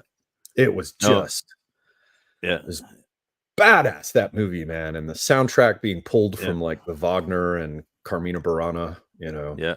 Oh, amazing. So good. That was actually filmed. A portion of that film were filmed in my friend's his the back arse of his kind of farm property in Wicklow, County Wicklow. Here, it was all filmed here. And, Oh, really? Parts of that and parts of what's the other movie he did afterwards with Sean Connery, the weird one, Zardoz. Parts of Zardoz were shot on his property, my buddy's property. Fucking Zardoz, man. Every time I watch that again, that fucking banana hammock that Connery is walking around in, that weird ass fucking loincloth, I'm like, holy shit, man. But like that's a prime example. That's like a big budget, fairly, like I don't know if you call it mainstream, but a big budget, movie. Nothing like that would get made now, I don't think. I mean, not to that scale. Would it? Like, or the concept of it is so, even though it's kind of shitty and kind of fucked, and I don't know what to call it. It's enjoyable in its bizarreness, right? But like, that's of the time. Zardoz. Great source of current memes. That's why I threw it out there when you were first talking about doing this. I said you did, yeah, right. Stream, and then got the head. And we came back to Zardoz organically without even referencing that or trying. So let me get through some of these. This is the way. Okay, Greenfest says Robert Eggers is doing interesting work, but he's just about the only one. Even he did like some crappy ones. But yes, his Northman was good. What else did he do? Oh, he's doing one now. I think he's finished one that maybe sounds okay. I can't remember what it is. But yeah, he's a mainstream guy who's kind of doing his own thing. The John Wick films are mostly agenda-free. I've seen those, John Wick. I wouldn't call it like anywhere near to the level we're talking about, but not bad. I will watch them. Some of the little fight scenes are very like someone when he's on a bike or a horse or something. Kind of very fake in that CGI way that annoys me, the overly fluid. I don't know. But like some of the fight scenes, the best one I saw in any of those was one where he was fighting some Chinese guys.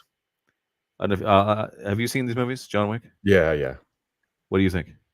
Oh, they're I mean, for what they are, they're like a comic movie that's acceptable to me. Like I'll watch those and I won't feel raped or cheated. Well, I feel a bit cheated and raped slightly because there'll be a little bit kind of diversity and silliness and sort of cheapness and I don't know. It won't be. It could be so much better, let's say. But some of the actual little fight scenes are well choreographed. You know what I appreciate about them? This is another thing I want to bring up. Is around the era of Gladiator. Around that time, when was that? Somewhere in the 90s. All action movies introduced this, and they still do this. This kind of quick cut editing. Oh, you know where that came in? It has something to Where? do with frame rate, I think. Okay. But that came from the first place I remember seeing that used strikingly. They certainly, as you're talking about, they used it in Gladiator, particularly in like the chariot fights and stuff, to make it seem like all crazy, like shit's just happening around you, and it's also sudden. That there's kind of this herky-jerky quality to it. Got used in Saving Private Ryan with the beach landing. That was the first place I ever saw it. I don't remember it there as much, but yeah, probably you're right. I'm sure. I remember in Gladiator. I just remember all the movies adopting it at one point, and they still do it as far as I can see. It's this cheap effect of adding to action that does not work. That in fact is one thing I like about John Wick, in that when he's doing the action, it's just plain in your face. It's choreographed. It's just like, it's not like they're cutting the scenes quick. It's like each scene lasts for a minute or two or whatever, each shot. So I like that about it. I was going to say my favorite bit little fight scene that I saw on them was one where he's fighting some Chinese guys and there's glass cases of knives, and all they've got are knives, and he keeps like he keeps fighting with knives and throwing knives, and it's very clever the way it was enjoyable in some ways. But John Wick, compare it to some, like, you can't compare it to some of the films we're talking about, can you? Overall, like when someone makes a movie like say The Northman was an attempt at making almost a Conan-ish movie, wasn't there? Like especially the scene when he fights the Draugr or whatever you call it, the sort of Viking king. It's very very reminiscent of Conan finding Crom. There's a scene in the Viking, you know the one I'm talking At about? the end where they're fighting it in the midst of the volcano. No, I think it's about halfway through. The guy, it's actually a dream Oh, sequence. oh, yeah. Where they ripped off the Conan scene where he comes and takes Yeah. the sword from the I think it was a bit of an homage. That was the best part of the movie. Actually, nothing else was as good as that. It was. Yeah, true. Yeah. I mean, the last fight scene was just like what? Yeah. And the bits with his mother were kind of stupid, I thought. But at least it was acted well and shot well and cast well, and the sets were great, you know, and the film locations were great. And everything was good about it except the story and Ethan Hawke being anywhere near it. That guy should be thrown into a volcano. I can't stand. Every time I look at his face, I want to. Him and Robin Williams are your bitter enemies. So it's sad. So someone like that is out there, and you can maybe get an enjoyable movie out of him. But just think back in the day when the entire apparatus of the system was working to create good, innovative movies from like amazing stories and things. There was even that period thoughts. where I think what happened, I really do believe, I haven't looked into it, you know, somebody like Devin Stack, you know, is probably the right guy to look into this topic, and I haven't. But I remember just from the impression I formed at the time, you know, there was sort of the old Hollywood with its ethnic influences. And then in the 80s, there and it's specifically Canon Pictures, I think what you saw was, I think that there was a huge Israeli influx, or not huge, but a significant Israeli influx that said, hey, wait a minute, let's push American nationalism. And so what you ended up with was all these fucking Chuck Norris movies, and like you had Enter the Ninja, and you had like Missing in Action. Right. And there were all these Hollywood movies, but there were, I mean, I guess Red Dawn wasn't a Canon Pictures group, but that's also sort of the Red Dawn period. Well, that's the guy who directed Conan. That's John Milius. John Milius, right? Based Wolverines. Yeah, totally based. Yeah. Here, keep talking about what we're talking about. I actually just going to run to the bathroom. I'll be right back and grab another drink. So if you don't mind, I'm sure you're a very eloquent man. You can say something or other. I'll be right back. Absolutely. Well, let me look at some of these movies here that I had recommended, and I can share them. I'll just have to jump back through my. Oh, I hope this thing doesn't fry out on me or where the hell is it, man?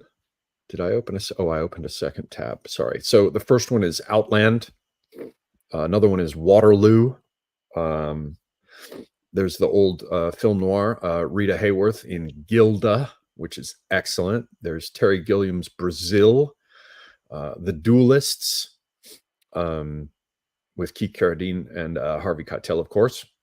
This is my list of movies that I enjoyed. Escape from New York, obviously. Conan the Barbarian, obviously. Some old Lee Marvin movies. I like the days when you could have like a crusty old white dude as a hero. So it's Lee Marvin, Point Blank. This one, Arias would dig because it's got Claudia Cardinale in it. It's got Burt Lancaster and Lee Marvin. It's called The Professionals. And then there's one for weirdos. I would not recommend this for everyone. It's called Enter the Void. Also Buffalo 66, which I recommend to everyone. It's great. Humphrey Bogart and Lauren Bacall in The Big Sleep.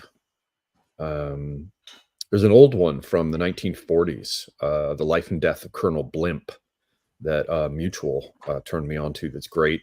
There's Charlton Heston in Major Dundee. Blimey with Terrence Stamp, which is just great. Viggo Mortensen, Captain a la Triste. Are you back now? I'm back. Sorry. Yeah. Hot damn. Well then. Hot damn.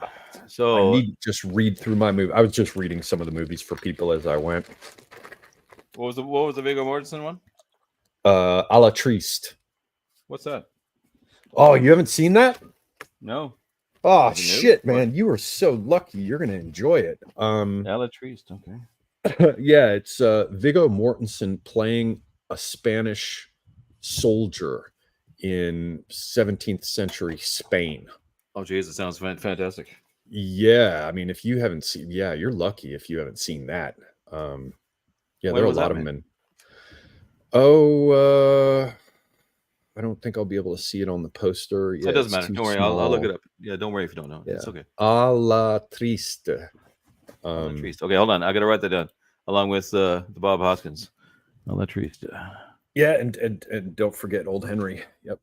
And Old Henry. Yeah, shit. Yeah, but you'll So see you- it on the thread I reposted. We've actually got like a long list of new movies that are good. Well, and exciting, which is counter to our newish. argument. Newish. No, I'm going and to read those aren't. some more of these older ones. Oh, go on. Yeah, finish. No. Go ahead. So okay, so October says piss holes in the snow is an Englishism typically used in the morning after a night on the booze. Sure, that's fine, but how old of an Englishism? Because doesn't mean Well, it didn't also, come from William Gibson. And That's the I'm first time I read. and I'm not English, so yeah. Yeah, what do you? Although I like, did you're like- discover I have some English blood. Yeah. you seem kind of English. There's something English about you. Oh, What was well, it like? You're like I'm a French mix. and Greek or something, right? French, Greek, and Spanish, or what was it? I'm mostly Italian and German, and then the rest is French, English, and Greek. Right. I'm an absolute mutt. I'm an absolute street dog. What But an it's all absolute it's ma- all European. That's true. And you know There's what I no- never got out of you? What I should say for another stream is your actual. You don't like that talk. I'm No, jittering, I you don't know. Is your actual? I asked you a couple of times your actual religious beliefs. And you were Oh, always like, it's too. I'm a obscure. pantheist. I'm a Are you? pantheist. I believe in God, and I believe that it manifests in and through all things, though it is not limited to all things. Really? So yeah.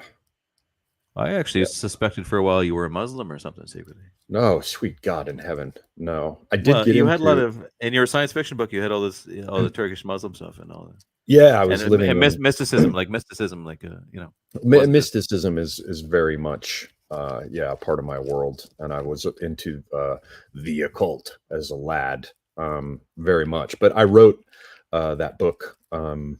Most of that book was written while I lived in Turkey, so Right. I was Right, trying that's to the- give it. I was trying to give it the right flavor, and for part of the time that I was writing that, I was studying Muslim mysticism or Islamic mysticism, but it's all heterodox stuff that the standard, Sunni would tell you that you It's need like to be Sufi thrown out of stuff, the right? window. Yeah, it's Sufi type shit, but some of it's even weirder. Like Sunnis will put up with Sufi stuff to a certain extent, but what they won't put up with is Shiite Sufi stuff. Okay. Right. But yeah, we could talk about that another time. I don't know Another if it time, would yeah. dovetail No, well yeah, with another time. Sorry, yeah. with the movies. I know. I have to take just this realized it. opportunity. If anybody who follows me is watching, you got to take a look at Aureus's Twitter feed and check out. He's got a periodical for science fiction. What is it? Aegon? Aegeon. Yeah. Aegeon. For which you must write me something. You must write me a little story for that. You really must. All right. Okay. All right. I will do it. And I'm asked you I am for it. working on a sci-fi book now. Short Ooh, story. I'll have to look. Maybe I have some old something I can rework and repurpose. But yeah, I'm working on a book now. What's it about? Or do you want to keep it secret? It's Don't say if you don't want to, but I can't tell you yet because it's not crystallized. I've still got a bag of note cards because what I do at this phase is you're doing that. I- Yeah. my inspiration clip, where I talked about, Yeah.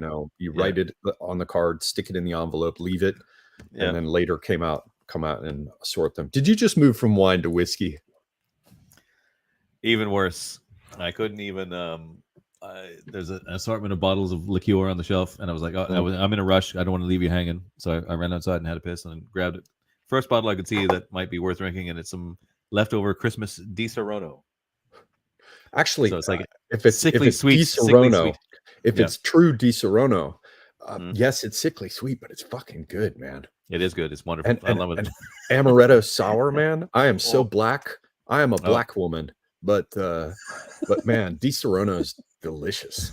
It is delicious. I'm loving it. It's so sweet, so nice. Someone says your brown eyes hate the rest of your body, of your white body. Yeah, well, we both have brown eyes. We both have shit brown eyes.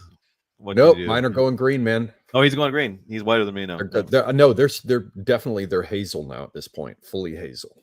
Nice. Truly hazel. Nice. Yes. You're just improving with age. You're just getting better. No, it's what it is you know when you see old motherfuckers and it looks like all the color's been leached out of their eyes.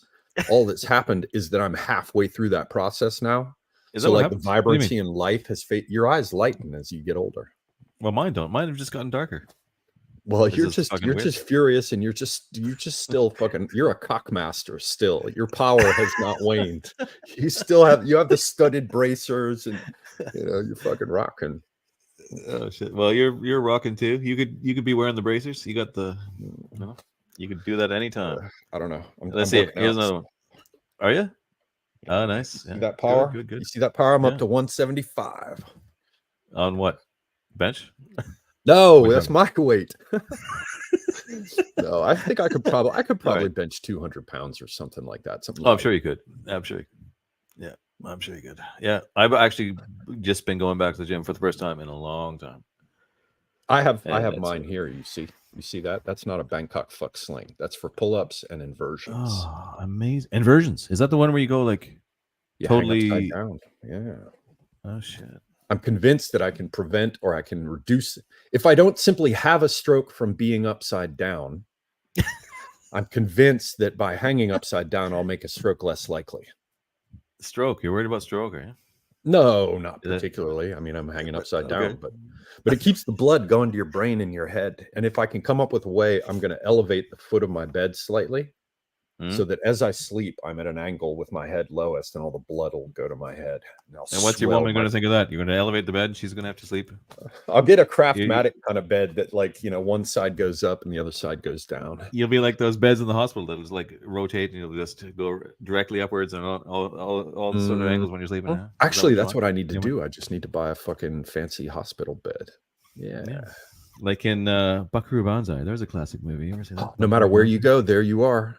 That's right. Man, remember the president at one point? He's in that bed thing and he's like being shifted all over the place. So many bizarre things in that movie that don't make any sense. That's a brave movie. That's a brave movie. It was another one, that tripped me out that I watched again recently, because this is really what this stream should have been about, is just talking about crazy ass old movies. Remo Williams, do you remember that one? Oh yes. Or he's dodging bullets. That again. I gotta type that. I gotta remember that. Asian.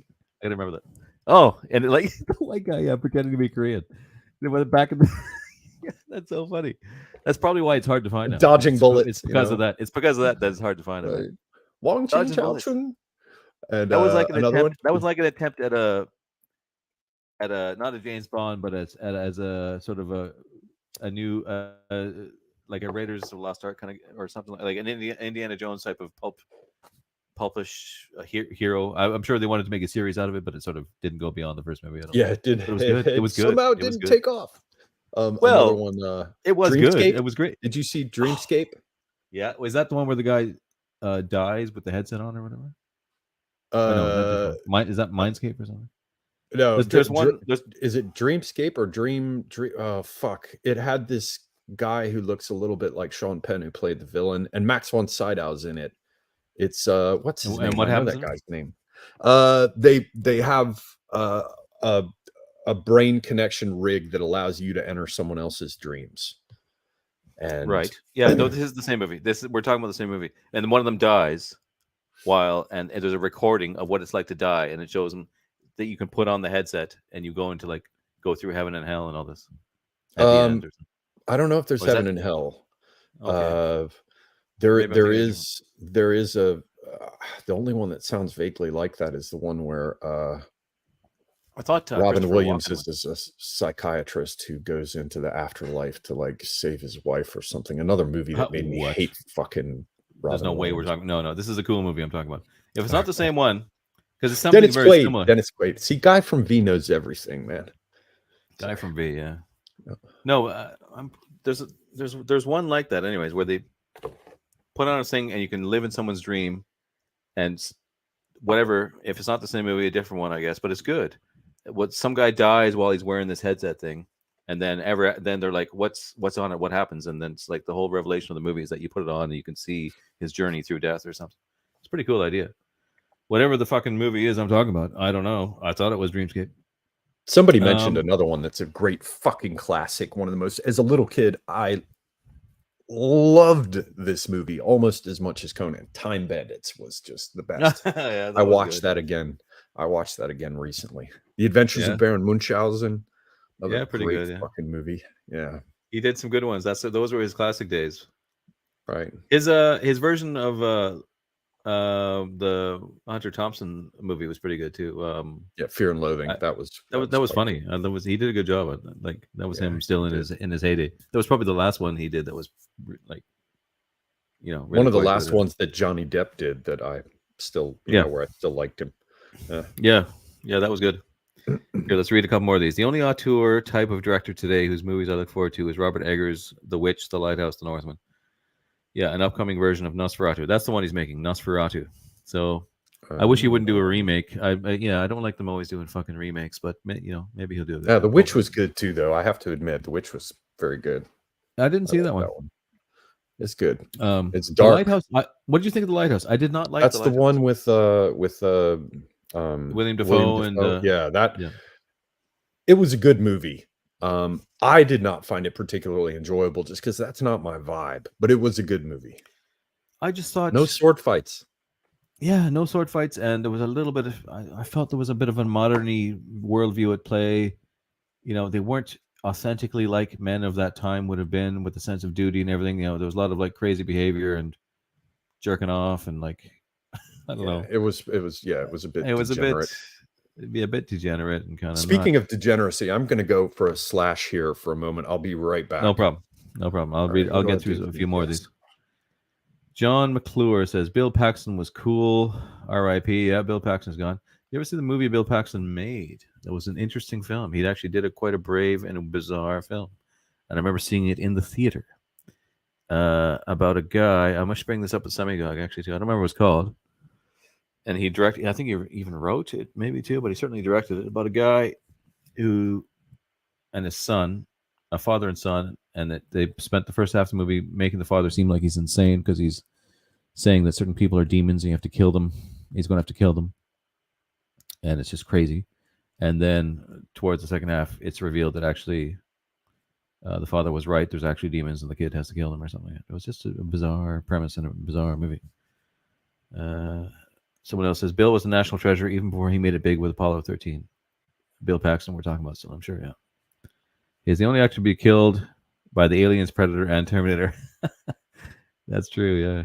Yeah, he was good. Actually, I forgot that he died. He died recently, didn't he?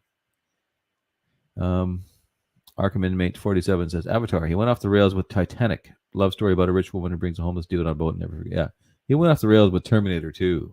I mean, let's be honest here.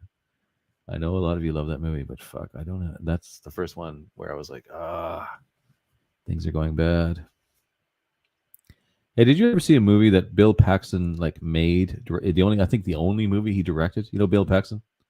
Yep. Did you ever see a movie that he made about a guy who sees demons everywhere and talks about having to kill demons to his son, and then halfway through it turns out they make him seem like he's a lunatic, trying to make his son crazy, but then it turns out the twist at the end is that he's right and there's demons. Did you ever see that? No, I don't remember. It sounds cool. Okay. I just remember Bill Paxton was the one who was always cast as somebody's asshole older brother, right? Wasn't he in Weird Science as the asshole older brother? Yeah. Kelly. Someone says, "Game over, man, game over, man, game over." Yeah, that's him, man. Yes. I think this guy's a couple cans. I think this guy's a couple cans short of a 6-pack. Nice night for a walk. Yeah. Terminator 2 also had Guns N' Roses. Yeah, but it was even like the lame stage Guns N' Roses when they first began to get shitty. Like Use Your Illusion stage Guns N' Roses.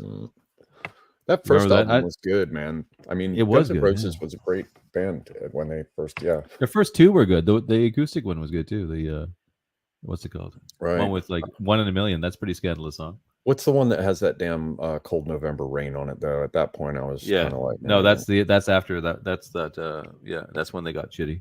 They never recovered from that one, and that was in Terminator 2. It's so easy when everybody's trying to please me. Yeah, it's so Sorry, easy. That was uncalled for. No, that's a great song. That was good. I was listening to that just recently. That and Mr. Brownstone and like some other ones, and I was like, yeah, this is still good. It's like everything I liked, I still like. You know, a lot of people look back and shame upon things they liked once upon a time. I almost never feel that. Things I liked or dislike remain true through my entire life. I mean, not entirely so, only in the sense that certain things take some time to truly appreciate. There's certain things. Like I recall not. Go on. Sorry, what? Sorry. No, go on. Well, no, there's a whole phase of Nick Cave that I can't stand anymore now. Like everything after like Henry's Dream, even Henry's Dream. I don't know him. Yeah. Anyway, I don't know him. The only thing I know about him is the movie he made that was actually pretty good. Yeah, The Proposition. That's brilliant. Yeah, that was good. Yeah, that was a good show with the guy from Memento. Yeah, it was good. Guy Pearce, one of the only two famous actors from Australia. It's like it's always Hugo Weaving and Guy Pearce. It's like they're just two actors. Well, what about the guy from that other excellent movie? What's the movie about the British people fighting the Napoleonic army at sea? Master and Commander, Russell Crowe. Yeah, I always forget he's Australian. Yeah. Boy, he porked out. Also in a what's the neo-Nazi movie he's in? That he's pretty good in that too. Romper Stomper. I haven't seen that.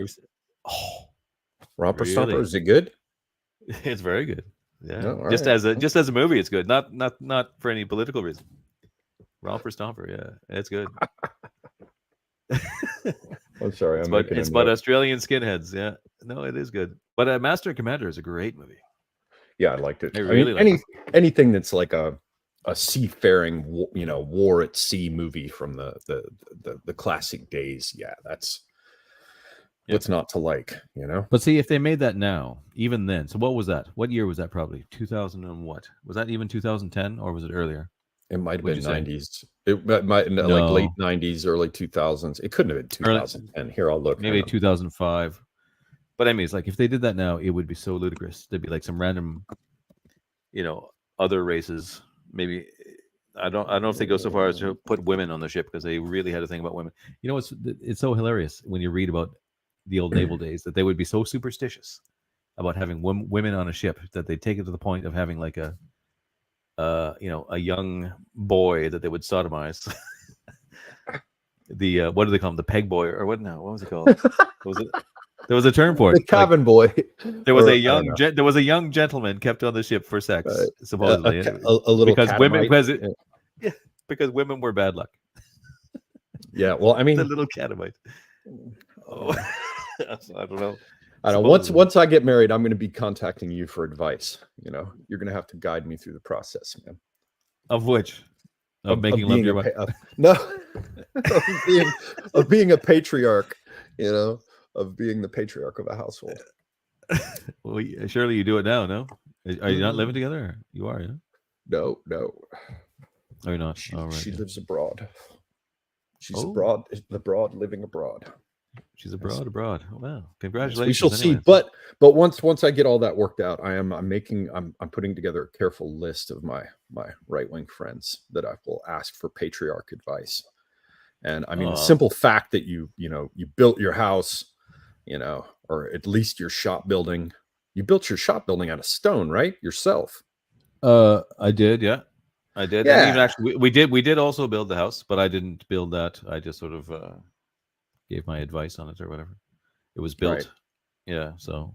But see, that's patriarch. You wear a brown robe with a hood. You've got wrist bracers. You built your at least one building out of stone. I'm going to be getting in touch with you for advice. Yeah. Well, you could be building. You've got property now. All it takes is property. You could be building anything. You should build a stone wall. That's the first step. Oh, man, it's a nice little venture. It's enjoyable. No, carrying the stones. Yeah, we'll see. It's good exercise. You're talking about going. You won't need to go to the gym when you go carrying limestone in big piles. Yeah, I don't have limestone enjoyable around here. Hey, I'm telling you, it's an enjoyable thing. When you see it done and it's so nice, you will be very sad. You'll feel incredible satisfaction. Hell yes. I'll drag a fucking PA system outside and I'll be hauling stones and you'll hear it echoing across the valley. Generals gathered in their masses. Yes. Nice. Have you got neighbors or what? Is there no neighbors like for miles or? No, they're fairly close. There's one house that when the leaves are off the trees in the winter, so like right now at night, if I look between the trees, I can spot the lights of another house. I don't know. Yeah. 200 yards away, something like that is the closest one. And do you talk to them? Are you like pals with them or what? No, I haven't met any of them yet. They come out every year and just they fucking drive around 4-wheelers. I don't know how to meet these people. Fuck, I don't know, man. Let's see. Okay, no problem. Yeah, I don't necessarily know all my neighbors either. I know the immediate neighbors, but they're all these like old people. So I actually always get accosted every time I try to leave or come into the house. They always want to talk about something, and it's fine, but there's no easy way to get in or out of the house. They're always out there. Looking That's good. That means that no one can creep up on you. You know, that's true. Yeah. Burglars can't come around without being noticed.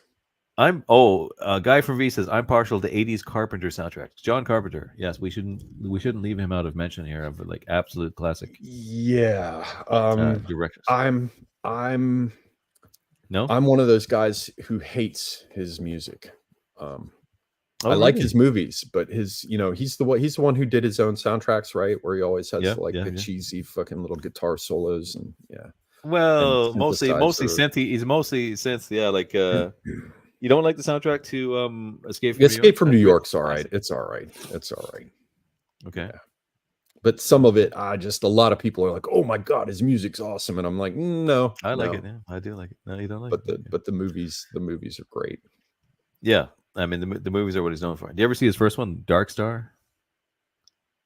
I don't think I did actually. It's like a student movie. It's like it's really very like shoddy and like it's kind of crap, but it's actually also good. If you make it through to the end, it's actually pretty good. But it's like him and Dan O'Bannon. Dan O'Bannon, who did who was involved in Aliens, and he made what's that one? Return of the Living Dead. You know that horror movie that's also comedy with the punks in the graveyard. Dan O'Bannon. Yep. Eat more brains. Yep. Yeah. It was him. Those two made Dark Star, and it's actually a pretty good story and has some good stuff in it. It's pretty good. I mean, the effects are shit, and you can tell it's a student movie or whatever, but it is good. Okay, Arkham Inmate says Conan was great for the time it was made, the technology they had to work with. What do you? There's nothing to criticize about Conan. What if you were to criticize? The only thing I would criticize about Conan is too much Sandal Bergman's hairdo, and her hairdo, and a bit too much focus on her. Generally, honestly, she didn't even need to be in it. In a true Conan story, he was going through women like he was going through enemies, right? You know, absolutely. The idea that he would be all sappy and fall in love is not in line with that Robert E. Howard. Conan, what that? No, was there a love? Was there a true love story in any Conan? Proper Conan. Well, story? He didn't he in Hour of the Dragon he meets Zenobia in the dungeons, and didn't he ended up marrying her when he became king of Aquilonia? So okay, well maybe when he's old, he had a queen. Yeah, fucking old. Later. Yeah, but like I remember, what's the one with the Frost Giant's daughter where he's like chasing her into the ice further and further, basically to rape her. I guess, or what? And he was it was straight out of like Hours of Battle. I just remember you can't say that word on YouTube. I shouldn't have said that word. Oh, really? Yeah, someone told me you can't say the R word on. Yeah, well, don't say anything of because I just got nailed for something some guest briefly mentioned, and the AI caught it like bam, and Well, see if I get away. Whatever. It's 2024. Yeah, it's It's the current year. Yeah, and the current year is an election year, which means that it's coming down like a ton of bricks. We haven't even seen what's coming. No, that's true. October says Destroyer was 84. I don't know what he means. Do you know what he means? Destroyer was 84. Destroyer, Conan the Destroyer's second movie was 84. Oh, sorry, of course. Yeah, right. Yeah, when was the first one? Was it? I first, man, I am the original Conan guy. I am the original Black Sabbath guy in terms of people who are still alive. I was reading my first Conan books, the ones that had been like filled out by Lynn Carter and L. Sprague de Camp.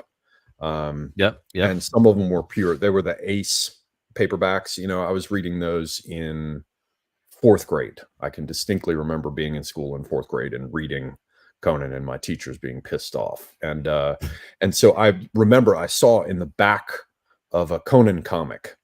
The first comic I ever read was The Savage Sword of Conan, and it was The Lair of the White Worm.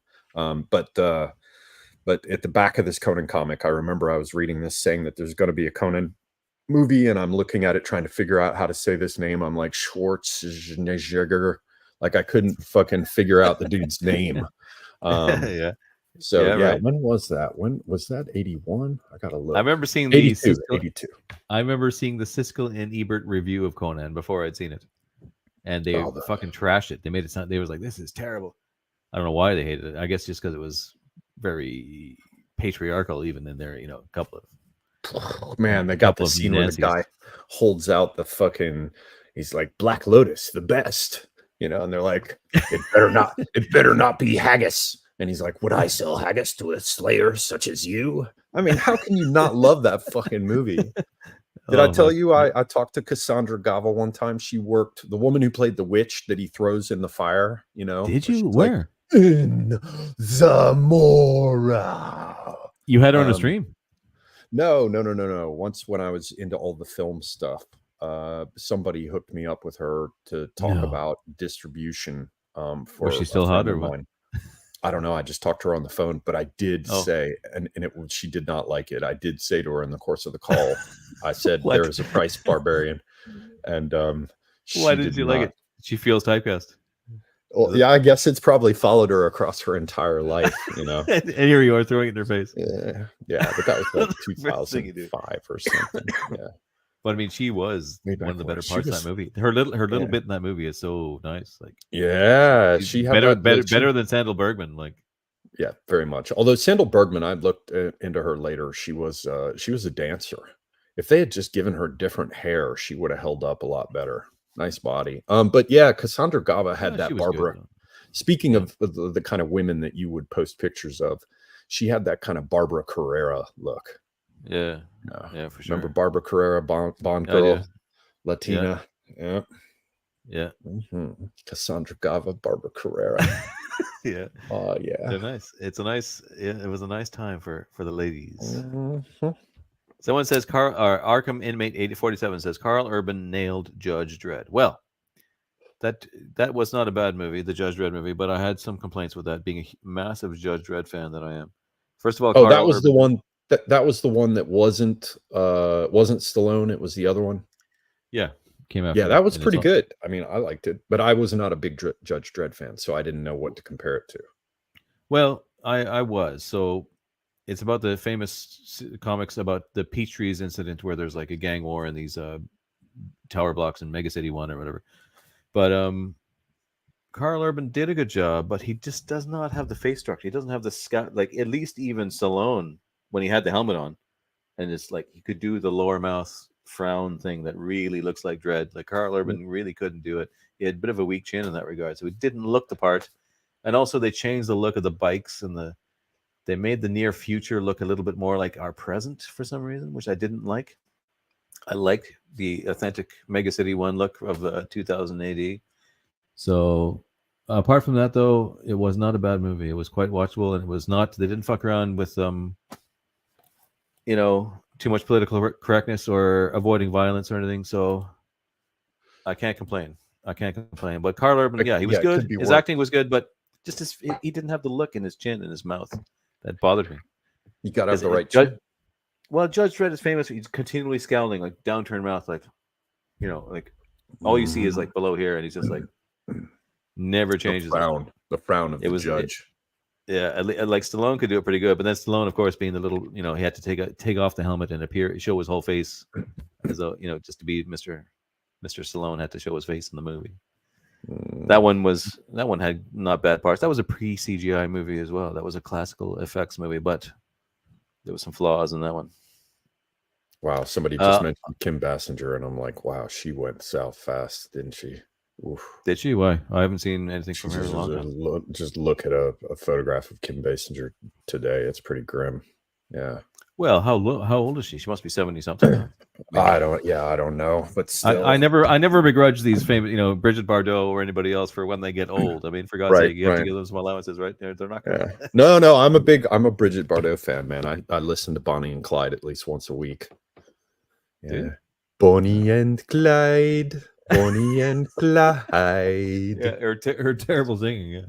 Yeah, it's fucking awesome. That whole thing in the original video of that where she's like snapping her little garter on her stocking. I'm like,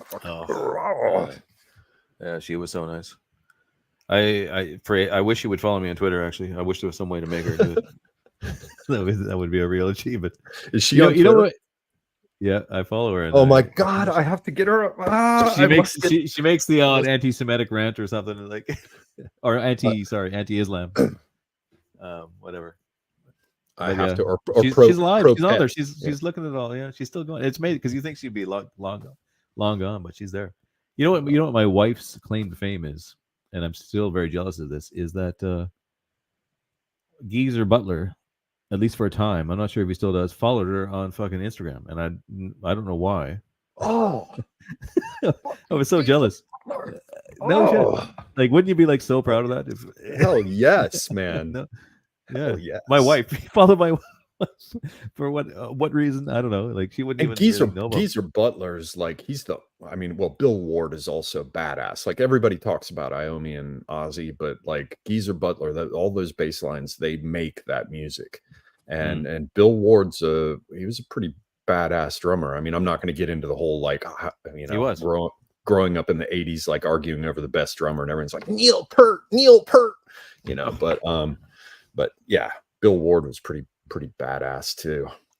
Well, especially the way he describes himself. Actually, I saw them describe this in an interview not that long ago, and I didn't really think of him. It's sort of like it does encapsulate the way he was, and that he was a how did he put it though? What's the word? He's like, I'm not a rock drummer. I'm like, it's not this. This isn't the word he used, but it's something sort of like a cinematic or opera, like a symphony drummer or something. It's sort of like his drums just went along to accommodate the music, like completely, not in any kind of straightforward rock and roll way, but you know what I mean? Like, I'm sure Iommi would come up with his riffs, and then Butler or Ward would just come up with something that suited it in a sort of songwritingly way, that was sort of symphonic or something. Yeah, I remember seeing a picture of him for an interview in one of these magazines. You remember back when there used to be magazines, like there'd be something called like Modern Drummer or something. Yeah, and there was a photo of him sitting there, and his drum set was one of those floor bass drums and a snare and like one tom and a hi-hat and a cymbal, and that was it. And he was just like parked in front of this set, like right under him, and I remember he had like a fucking elbow braces and a wristband or something and a sweatband on his head, and he's all fucking old, and you're like, yeah. No, he was great. He doesn't get enough. He doesn't get the respect he deserves in the wider sense, because they'd be nothing without him either. It was a perfect match, those four guys, to make that band. No, I could see though why you feel the envy. I mean, your wife having a fucking Geezer Butler follow. God damn, man. Well, no shit. Holy fuck. I would do anything for that. And he just casually does it to her for some stupid fucking reason. Keep an eye on that fucker, man. Following your wife. He's after her. Yeah, he's after her. Arkham Inmate 47 says Savage Sword of Conan was a life-changing experience. Yes, it was. Lord of Fleck says new Conan series from Titan is pretty good, and mag-sized Savage Sword is black and white. Comes back next month for $7. Well, I mean, how good are we talking? Is there he's talking about a comic or something? I was like, he is talking. Yeah, I don't know. New I just reread all of them recently. I ordered one of those 3-volume whatever with all the original Howard stories, and what? Go on. I'm sorry. I fucked up and lent them to a friend, and they're of course never going to come back now. I have to buy them again. Yeah, I've lost so many things lending them out. Never lend them to your friends. Yeah, you just lose them. Shit. But even the artwork in comics is not what it used to be. You really don't get the classic Serpieri kind of guys, do you? No. Do they have like the primary artist and then someone who does the inking? Like John Buscema, and then Ernie Chan inked it You know, do Yeah, they I don't even know. do that anymore? I don't know. I doubt it because it's mostly like digital to begin with, right? So Yeah, that's maybe just the whole gross too. it could be digital from start to finish. See, Somebody's somebody's what? somebody's pissed off that we didn't like talk about our favorite Bond girls. Oh, I did want to mention Bond. In that, now the Bond movies were innovative as well in action movies. Particularly when we were talking about the quick cutting of action from Gladiator and so forth. Like that was a prime example of where the art of portraying action was perfected was in the Bond movies, I think. And they always did a good job, like up to a certain point. Did they not? Like there's so many Yeah, Bond movies. I'm gonna have to watch some of those again. Like it's been so long. But I mean, Yeah. you can only go so many years without watching people shooting at each other, you know, at downhill skiing. So Yeah, the time has come. What was the one the best ski one was probably the one with Lazenby, I think. That had a lot of the big ski scenes. The one movie that George Lazenby did. I can't remember which ones are which. I mean, I can Oh, right. vaguely remember, like, you know, you only live something and Thunderball. I can't even fucking. Yeah, I remember them Yeah. well. I remember I've seen Goldfinger so many times. Or what's the one where Sean Connery came back and it's really good? They're like Diamonds Are Forever. I like that one too. Yeah, But I can't. That's a great example of those classic action scenes that were just like the way they were shot and choreographed, and nothing to do with the quick cut, flashy stuff. It's just like sort of there and in your face, well orchestrated, realistic and gritty, and like you're on the edge of your seat, and you're just kind of watching it. And they really perfected. And then that style was taken up, and almost even, I must admit, made even almost better. Like the style of shooting the action, the storyboarding and shooting the action in, say, Indiana Jones, the first couple of movies of those. Like I wouldn't even dream of seeing one of those movies now, but they kind of imitated the Bond style of just nonstop action. Like you go from the car chase to a fight scene to the next thing. They'd like even up the ante on that, and they did a good job. Like, and just the way it was shot and everything was just like good, like perpetual mild adrenaline rush or something to watch it that they cannot do now. It was like they perfected the thing and they sort of abandoned it because I don't know. Well, they pumped it up. They pumped it up too much now. I think they've gone a little too far with it because I always thought of it as coming from, well, basically you had a large number of directors who sort of made a name for themselves by doing music videos, and they got carried over directly into doing feature films. And there was just there's a development of this style that was just constant cuts that there wasn't enough time for you to just look at whatever the fuck it was before it cut to some other angle or shot, you know. And there are ways to keep the action going constantly, or for a long time, like the car chase in Bullet, right? And that same idea of the action just continuing endlessly carries over, like you're talking about, from James Bond to something like John Wick that we were talking about earlier. But there's something that happened when the directors that had made their career in shooting music videos, something happened where the cuts are so constant. It's like, allow me to look at something for a moment. You know, it's all fucking ADD shit. Yeah. It's not that clever. It's not a better way to do it. It's sort of like a flashy and immediate and superficial thing. It's like another trick I see they adopted for horror movies, probably around the 2000 era, that I still to this day will see, and it will destroy a horror movie for me. Is they'll try to make a scary scene where the monster or something is coming at you, and all of a sudden they zoom in on it really quick, or they make it seem like it's moved towards you really quick, like in a flashy couple of seconds, and then it cocks its head to the side or something. And it's just like a silly, gimpy little trick. It's got nothing to do with actual fear. Just like, and it's been formulaic and done a million times. It wasn't good in the first place, but it's all this kind of flashy stuff. They did that with Pan's Labyrinth a little bit, how the creature would go, you know. Yeah, that's true. Yeah. And they did it with what was that damn horror movie that was about some town with smoke coming out of the cracks in the ground? I don't know, but that sounds good. What is it? Oh, god damn it. Is it good? It had a female protagonist, and it's from the same period as like The Cell and all of that.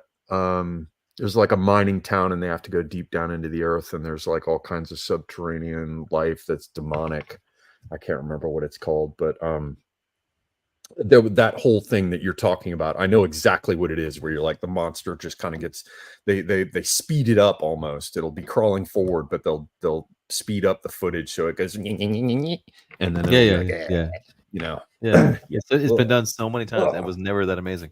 You know, compare that to the scares you get in, like, you know, I don't know, any of the classic ones, The Exorcist even, or like whatever, like, even The Exorcist. I don't know, or like the way they would do it, like the whole business of doing little funny little camera tricks, cheap camera tricks, does not impress me. And they've Dark been doing City. that ever since. Guy from that was he came in. Dark wait, City was no. What? No, Dark City was the one. Dark City came out. Or No, Dark City was the city that was in space or whatever, right? It was a city that there's Dark City is the detective and he's looking to solve a mystery, and then it turns out they're living on like a meteor in space being controlled by aliens. It's that Rufus dude, right? Rufus? Rufus Could be. Sewell, yeah, that guy. I can't take him serious every time. I thought Dark City was going to be great. I was looking forward to it when I had seen the trailers and things. You didn't like it? I thought it was good. Silent Hill is what it is. Yes, Silent Hill was the one with the cracks coming out from underground. Yeah, Rufus Sewell. Whenever I see him, it's just like I know it's going to be a terrible movie. It's like if you see a movie that has Eric Roberts in it, you just know it's going to suck. If it has Rufus Sewell. No, what's that movie? The Runaway Train was a good movie. The only one that Rufus Sewell was in that was okay for a while was that Philip K. Dick series on Amazon where he played the American person from that political party. I'm not going to mention on YouTube. All right, okay, I don't know it, but I actually do like Dark City as well. I like Dark Man City in the High Castle. I never saw it. Oh, that's a story by what's his name that did Philip K. Dick. Yeah, right. Yep, Of course. Yep. I think I'm way behind in the chat because they're actually. I'm only at the part they're fucking talking about the Warlord. I had the Warlord figure, yeah, 7, and the Warlord's name was Travis. Right. That's true. His name was Travis. God, I'm so far behind. Shit. Okay, hold on.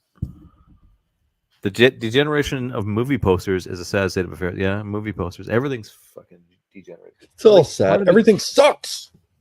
But like part of it is everything becoming digital and computerized as well. Like just like we were saying about comic books, you do not using the computer to draw the comics is convenient and it's kind of a shortcut, and you can sort of recreate most of the tricks. But the end result will always look like a computer-made thing, and it somehow will not have the hard work magic that you found in Mobius and Serpieri and these guys. Oh wow, yeah, Mobius. I forgot about that, man. I used to read his comment. What's it called? Den or something in heavy metal. There was Den. No, you're thinking of the Den was good too though. What's that guy? Corbin. Corbin did Den. Corbin's right. That's right. But Mobius was in Heavy Metal magazine as well, right? I'm remembering. Yeah, Arzak was his most famous one. Arzak. Okay. Yeah, I'm just looking up some images now to bring me back. Heavy Metal was another one that was a great magazine back in the day. So good. And you remember they tried to launch that other one in the same style. I think it was called Epic. I remember I got my first copy of it's like Heavy Metal, or was like Heavy Metal, but it was an alternative. And I remember I picked it up because they had a full length Elric comic. Oh, from Black Blade Elric, is it? Well, yeah, Elric, the one. Yeah, you're through Black Blade. That's a Blue Oyster Cult song, right? Yeah, based on the novel by Michael Moorcock. Moorcock actually played with and helped write songs for Blue Oyster Cult, and he also played with Hawkwind. One of the songs that he did for Blue Oyster Cult is "You See Me Now, a Veteran of 1,000 Psychic Wars." Yeah, that's so good. Yeah, I love that song. But what is it? It's Epic. What was the guys in? We're way out of movies right now. But what was it? Epic, Elric comic. The artist was really good. Enlightened Despot says, in Soylent Green, every apartment came with a hot chick. Now every apartment comes with a black dude. Ugh. Yes. Licorice pizza was good fun. I don't know. What's that from? Licorice pizza? Just generally? Ew, gross. Licorice pizza. P. Craig Russell was the artist. He's fucking badass. Sorry. Anyway, back to the chat. I keep interrupting you, and you can never P. get Craig through Russell. P. Craig Russell was in what? Artist who did comics. Oh, okay. I don't know him. Yeah. Yeah, he did. I think it's the. So Dreaming... this epic thing was good, was it? I never got it. Yes, Was it epic. Look for it. Yes, epic. What's it called? Epic Illustrated. Hang on, I think that's what it's called. Epic Illustrated magazine. Yeah, Epic Illustrated's comic anthology magazine format published in the U.S. by Marvel. Similar to U.S. licensed comic book magazine Heavy Metal, it allowed explicit content to be featured, unlike the traditional American comics of that time, bound by the restrictive Comics Code Authority. Series lasted 34 issues for spring of 1980 to February 1986. So there you go. Someone says Mandy was an amazing trippy horror revenge movie. Have you heard of a movie called Mandy? No, I haven't. And then they say Sinister. Oh, Sinister is the movie I was talking about. That's the movie I was telling you earlier. That's good with Ethan Hawke. If you can cope with a movie with Ethan Hawke, man, it's going to be hard. I might try. It's called Sinister. No, that's the one. It was pretty good. Yeah. Pretty decently scary. Beyond the Black Rainbow, brilliant visually, but not everyone liked that. I don't know what's that. Beyond Black Rainbow. I don't know. Watched. It makes me think of Conan. I'm like Beyond the Black River. Yeah. Watch the 1964 The Haunting. Still has the traditional ghost story narrative and aesthetics. Yeah, that's all good. Stop the remakes. Oh, I gotta write that down. Just gotta have to ignore these comments. There's too many. Conan wasn't a comic until the early 70s, was it not? Right. Well, I became introduced to Conan through comics, not through Howard. So, well, I first read Savage Sword and then picked up the books themselves from my brother really fast. First Conan comics. Let's see here. When was it? First, Conan the Barbarian, 1970. But there was a 1952 comic in Mexico. But yeah, in the U.S., 1970. So it was 1 year before I was born. I'm an old fucking bitch. I'm almost as old as you. I'm 2 years behind you. But yeah, we are old. It's funny how we just got old all of a sudden. Yeah, just looked up one day and I'm all useless. God damn it. Do you feel useless? Are you infirm? No. I'm actually I'm coming back together now. Coming back together? Yes, I've been exercising enough. I live in the forest now. I got out of the hellish city. I no longer have to hear fucking from passing cars and shit. Nice. So it's good. Nice. So what? You were falling to pieces from but you always did your flamenco. I thought you were a fairly active sort of. No. I'm all right, but I did not feel properly myself, and now I do. I'm getting there again.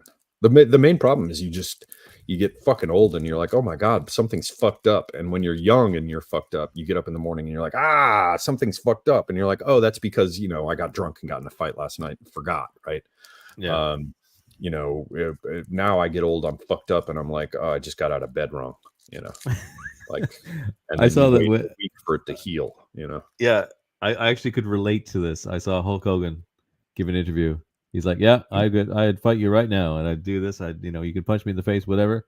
But if I'm gonna go, you know what terrifies me? Looking at my bed and laying down and thinking, what if I roll over the wrong way? And like I can sympathize with that. Well, for him, it's because he's had these 12 back surgeries, so he's in bed, and he rolls over the wrong way in his sleep, and he's fucked. It's like, like terrifies him, like keeps him awake at night. I'm not that bad. When my back goes out, though, I do have to like brace a pillow on either side so that I don't roll. Right. Yeah. Right. But then once it comes back in, I'm good until I throw it out. And if I throw it out, if I ice it immediately, then I can come back pretty quickly. So. Well, what'd you do to your back? You fucked it up? No idea. Just whatever. No is that idea. Recent or is that recent? First time it happened to me, I was 21 and I was walking down the street and I went and fell down. So, Jesus.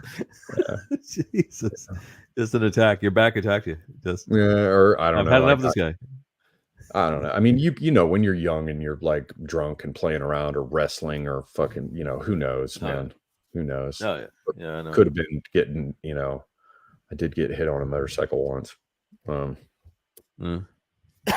A buddy of mine's getting his hip replaced. Actually, I think he did years ago. It's actually been years since I talked. But like he told me it's all based on the actual incident that started it all. He missed a step on some stairs and like had a jarring step, and like it culminated in a pain that never went away to the point that he's getting his hip replaced. And he's our age. In that respect, I'm lucky. I mean, I've never broken a bone, and I've landed hard enough on things where I should have. I think I just have like I have the world's heaviest skeleton. I mean, you know, perhaps like square millimeter by square millimeter, you know, pound for pound, my skeleton is just denser than anyone's. I mean, I got knocked off a fucking bicycle. I got hit by a car, T-boned on my bike, flung through the air, lost consciousness, landed mostly on my face. And all I had was, I mean, you can still sort of see the scars here from it and down my nose. I've got scar, you know, this whole road rash down my face. So your face is like a slab of salt. I don't know. I had fractures in the skull, but you know, in the sinuses and things, but nothing, you know, it all healed. If I hang upside down, I can feel the pressure along a seam up in my skull.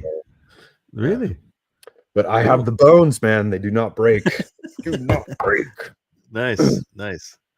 So, John, okay, this is a cheeky comment that makes me think, okay, if he's not joking, then he doesn't understand what the sort of argument I was trying to make at the beginning.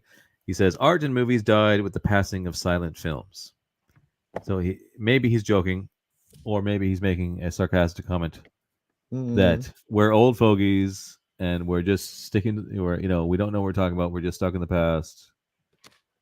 You know, this is the argument I was worried about. People thinking because we are old, so we have to defend ourselves from being old by trying to say no. We've been cultural critics our entire lives, thinking the same shit from absolutely, and we've been right, absolutely. Yeah, right all the way through since we were 12 years old. Yeah, no man, shit, exactly. On. Yeah, fuck you. Oh, maybe he's joking though. Never. In which case, to hell with him. To hell with him. Block him just on principle. Someone says Mattel was based. Mattel, yeah, I guess were they? Mattel. No.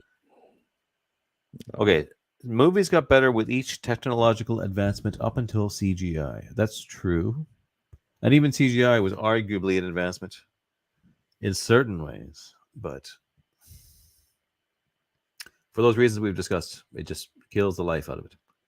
Yeah, it doesn't feel quite real. There was a movie I just watched. I often hang out with my buddy John D, you know, virtually. We get together and all of us we do a movie night, and we'll do things like everybody logs into because I don't have Discord, fuck Discord, so we all like log in on a StreamYard stream, but we don't go live with it so that we can all talk to each other. Then we all we do a 3, 2, 1 countdown and press play on the film where we watch it, each of us on our own computers. And and we were just to your point about it, and the commenter's point about movies. D insisted on us watching, and I'd seen it many times, but watching Bram Stoker's Dracula, and you know, that one from the 90s. Yeah. And he pointed out there's no CGI in that movie. Yeah. It's all traditional effects. And when you watch it with that perspective, you're like, wow, this is actually pretty fucking cool. Not to mention one of Gary Oldman's, you know, best performances. Yeah. Of course, there's the infamous Keanu Reeves' accent is. Yeah. He's worse than Ethan Hawke playing a Viking. Yeah. Yeah. I mean, that was shocking. That was just shockingly bad, like really bad. He almost sunk the movie. Yeah, almost. Yeah, but in some ways he made it. He was really good at the action scene. Another example of good action in that movie when they're chasing the gypsies and like at just sort of the end, and then they have a little kind of fight, and he jumps out and he cuts Dracula's throat. Like he pops out of the box and cuts his throat, and he hits him. Like that's a good example. He was very good at that. What's the director's name? that one's a famous dude. Godfather and Apocalypse Now and all that. What's his name? See, this is the other thing about getting old. You don't remember anything. Yeah, your linkages don't quite make it when you want them.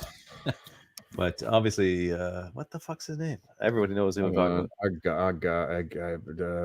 But he was very good, anyways, at depicting violence. He would depict it in a strange and like visceral way. Francis Ford Coppola. Coppola, that was it. Yeah. Whenever he did depict violence, and even in that sort of fantasy Dracula movie, it's sort of like it's unique and intense. Whatever methods he has, I'm not sure how he does it. Very clever, and a unique. Everybody's making fun of us, calling us old people. Fuck off! Oh, fuck you up, boy! Yeah, fuck you, you young pieces of shit. Absolutely, old age. What have you ever done for us? Bravado. You better listen to our wisdom. I mean, we're telling you, Absolutely. It's gone. Fucking it's all over. Pinch your it's all fucking over. little head. You're trying to talk like a Father Ted guy. Were you there? Back off. Oh, Father Ted. You know, you ever seen that? I watched all of that recently. It was Recently, recommended to me, and I watched the whole fucking thing like within the last 3 months. Yeah, I watched all of them. Okay, I'm skipping ahead in the chat because someone just mentioned Ben Kingsley, and that was so long ago. Okay, I'm going to ignore it like most of these. Yeah, but it's good, isn't it, Father Ted? Yeah. All right. Yeah. It's pretty. Some of them are hilarious. The one where they get lost in the fucking lingerie section. Did you see that one? Yes. Yeah. There were several points at which I did laugh out loud in that comedy. It had some good stuff. You know, he's under a major attack now. The guy who wrote that, he was sort of an Antifa leftist, but he was not pro-trans. Dare I even talk about this? I don't know. Probably I shouldn't. Anyways, he's in trouble for not being committed enough, to the point where Father Ted is sort of canceled, and he actually tried to come out with a Father Ted musical recently, and the whole thing he was not allowed. He's done. Wow. He's over. They'll teach you. Somebody just mentioned Pathfinder. If I'm trying to remember which one it is, I get two of them confused. I think they're two Pathfinder movies, but the good one is the one about the little kid who is like an archer or whatever, and his family gets killed, and he has to run away through the ice and snow and attack them. I think that's the Pathfinder he's talking. If that's the same Pathfinder, it's a great movie. I'm trying to remember Valhalla Rising. Which one is that? There's a lot of good movies being mentioned here. The Bounty, The Bounty and the soundtrack to The Bounty are both very good. You know The Bounty with Mel Gibson and. Oh, I haven't seen that in a while. I need to write that down. That's good. Yeah, it's very good, and the soundtrack is excellent. I love the soundtrack. It's so simple, little spooky.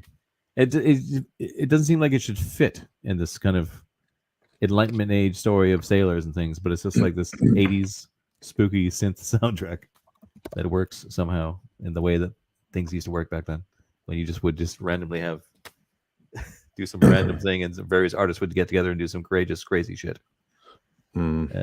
Yeah, he's talking about the Valhalla Rising that has Mads Mikkelsen. I saw that, and I did like that. That was kind of a surreal. I didn't see that. It's good, Matt. Valhalla Rising, you should see it. It's not bad. The Pathfinder, though, I was correct. There are two Pathfinders. If he's talking about the 2007 one, fuck it.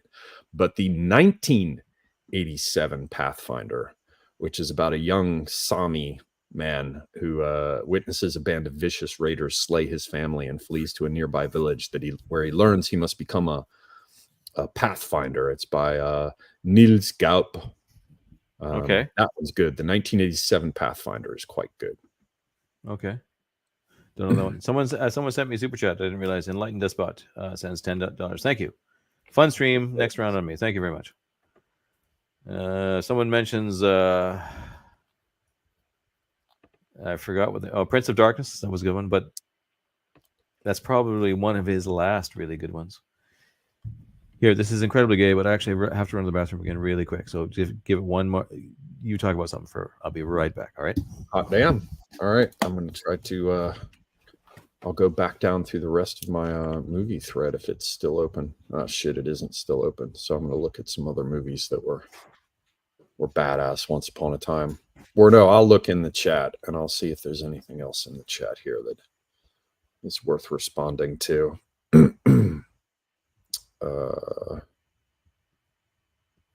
Yeah, people giving fucking hard time about being old. The good news is it's coming for you fuckers too. It's coming for you. You'll be there if you're lucky or unlucky. Had a friend who used to say, don't sentence them to death. Sentence them to life. Color Out of Space with Cage. I can't watch any more Nicolas Cage these days. I just can't. It's all just, he's just, every movie of his is just crap now. The one movie of his that was great was Raising Arizona. Yeah. Robert Altman. I haven't watched a Robert Altman in a long time. I'm not sure I'd like him anymore. No. I don't know. Oh, he's back. Lightning fast. Fast, man. Sorry about that. I didn't want to. I'll shut it down and let you go soon because I've kept you for a long time. But it must be. It's fucking late there where you are too, ain't it? Yeah, it's getting late. And but I didn't want to actually shut it down for the reason that I had to piss because that would just be lame. I'd be like sitting here all uptight, like, okay, time to go. But so I will deal with that, and we'll carry on for another few minutes. But there was a lot of good movies being mentioned here that I kind of like skim past. And anyways, I can't be. Oh, my fucking thing is. My mouse is messing me up. Hold on. The Assassination of Jesse James. Someone says, I don't know. I don't recall being that amazed by that movie. Did you see it? I did. I remember it was all right. I mean, yeah, I love westerns. They're good, but yeah. There's a western I saw with Ethan Hawke recently that wasn't bad. I know, but very recently, and I don't know what it was. Him and fucking John Travolta, and it wasn't bad. It was okay. And it was like a bit gritty. It wasn't too bad. There's a recent western, fairly recent western that's actually it was, as I said in my thread, it's a lot better than I thought it would be. It's called Slow West with Michael Fassbender and Cody Smith McPhee, who just drives. He's annoying. He needs to be punched, but Fassbender's good in it. It's called Slow West. Yeah, the old Black Stallion as a kid's movie. There are a bunch of great old westerns with Randolph Scott from the. Oh, he was the best. Yeah, from way back in the day. See, you know about like the old shit. When I bring up like the old shit, you're like, yes, man. Yeah, yeah. No, I wrote down that one, Slow West. I haven't seen that, so I'll look that up. No, but Randolph Scott was the greatest of the cowboy movie guys. Yeah, the mystical Chadness overflows is how I described him. Well, did you ever see the one with there's? Let me just say this: there's one with him. Sam Peckinpah did a movie with him and another classic cowboy guy. What is his name? He's got a Mick name, Mick something. And the two of them, it's like they're cowboy buddies, but then actually Randolph decides to go bad. He's tired of not having any money, and he decides to ride the high country. That's it. That's the one. Yeah. Yes, I have. I have seen that, and I need to see it again. I'm writing that down. The ending is so classic. The ending is just excellent. Okay, so I am going to go ahead and tell you guys the best movie fucking ever. If people haven't seen it, it's and they're actually like three of them. I think they're very, very famous Polish films, and they're apparently based on some famous Polish historical novel or novels. And it's called Potop, or it translates as The Deluge. It's 1974. Potop, okay. P-O-P. And it's got the best saber fight ever, like ever done. So sword fights aplenty, all kinds of people, aristocrats dueling and fighting. And there's another one that's. I think I've seen clips of that. I think I've seen a clip of that. Yeah. Yeah, you've probably seen a clip of the saber fight in the mud and the rain. But watch the whole movie. It's worth it. And then there's a second one. That one is from 1974. No effects of any kind, just huge budget. It was like the biggest budget movie or one of them ever done in Poland. And there's another one from 1999 called With Fire and Sword. And it has a fucking witch being unironically shot in the head and staked through the heart, which is just fucking based. Nice.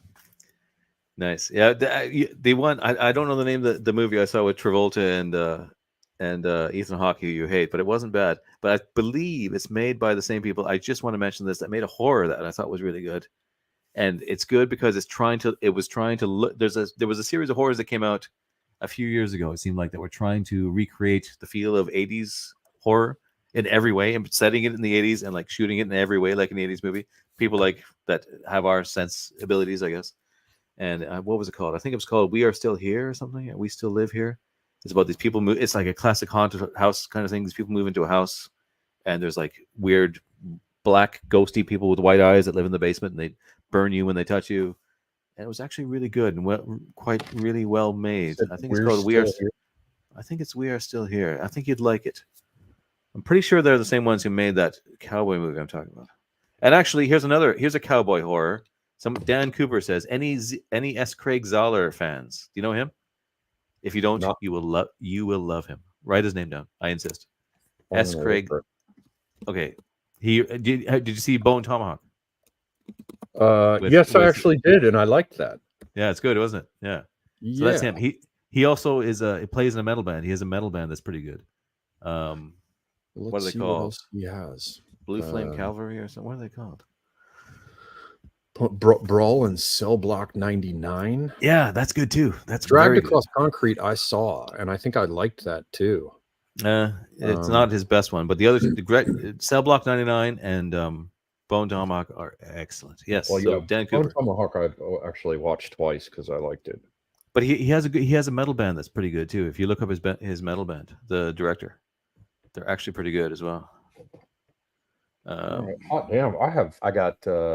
Me too. I got a good list to rewatch. I got Romper Stomper, Dark Star, The Haunting from 1964, The Bounty with Gibson and what's his name? Hannibal Lecter. Hopkins, yeah. Yeah, Hopkins, there you are. And We Are Still Here and Brawl in Cell Block 99. I hope it's called We Are Still Here. I hope I have the name right. But the hilarious thing about this is we're here to bitch about how movies are over and it's done, and we both walk away with like a list of new movies that we're dying to see. Right, but think about, well, first off, how new are most of them? They're not.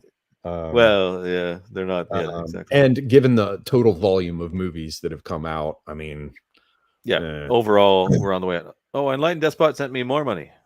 Fun stream. Oh no, sorry, same one. I went back up and down. No, look at this. It's like when you lose your $10 bill and find it 3 times, and you think you have $30. I found €50 the other day on the ground. I was quite chuffed. I was like, hey, €50.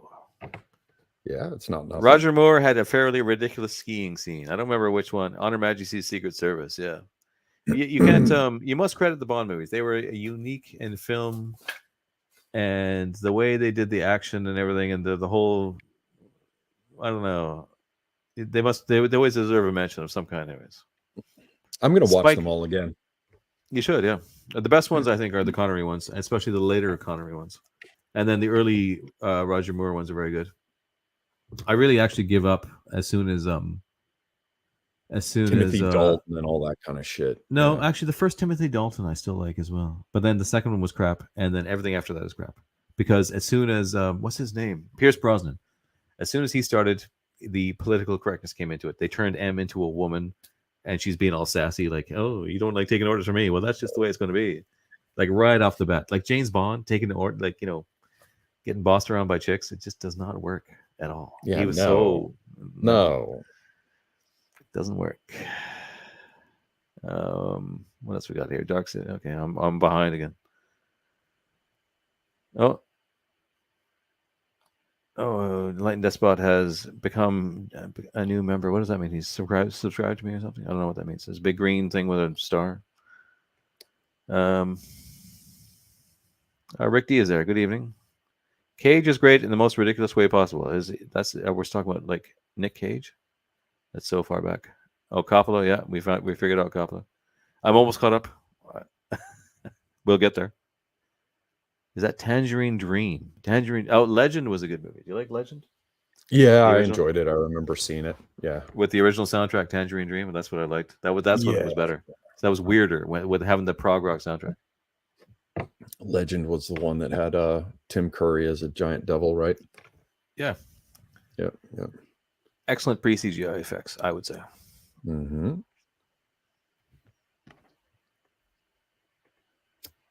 You pee yourself like a man. Yeah, I should have just sat here and peed myself instead of. And Mel DDL, the quartermaster, I recall.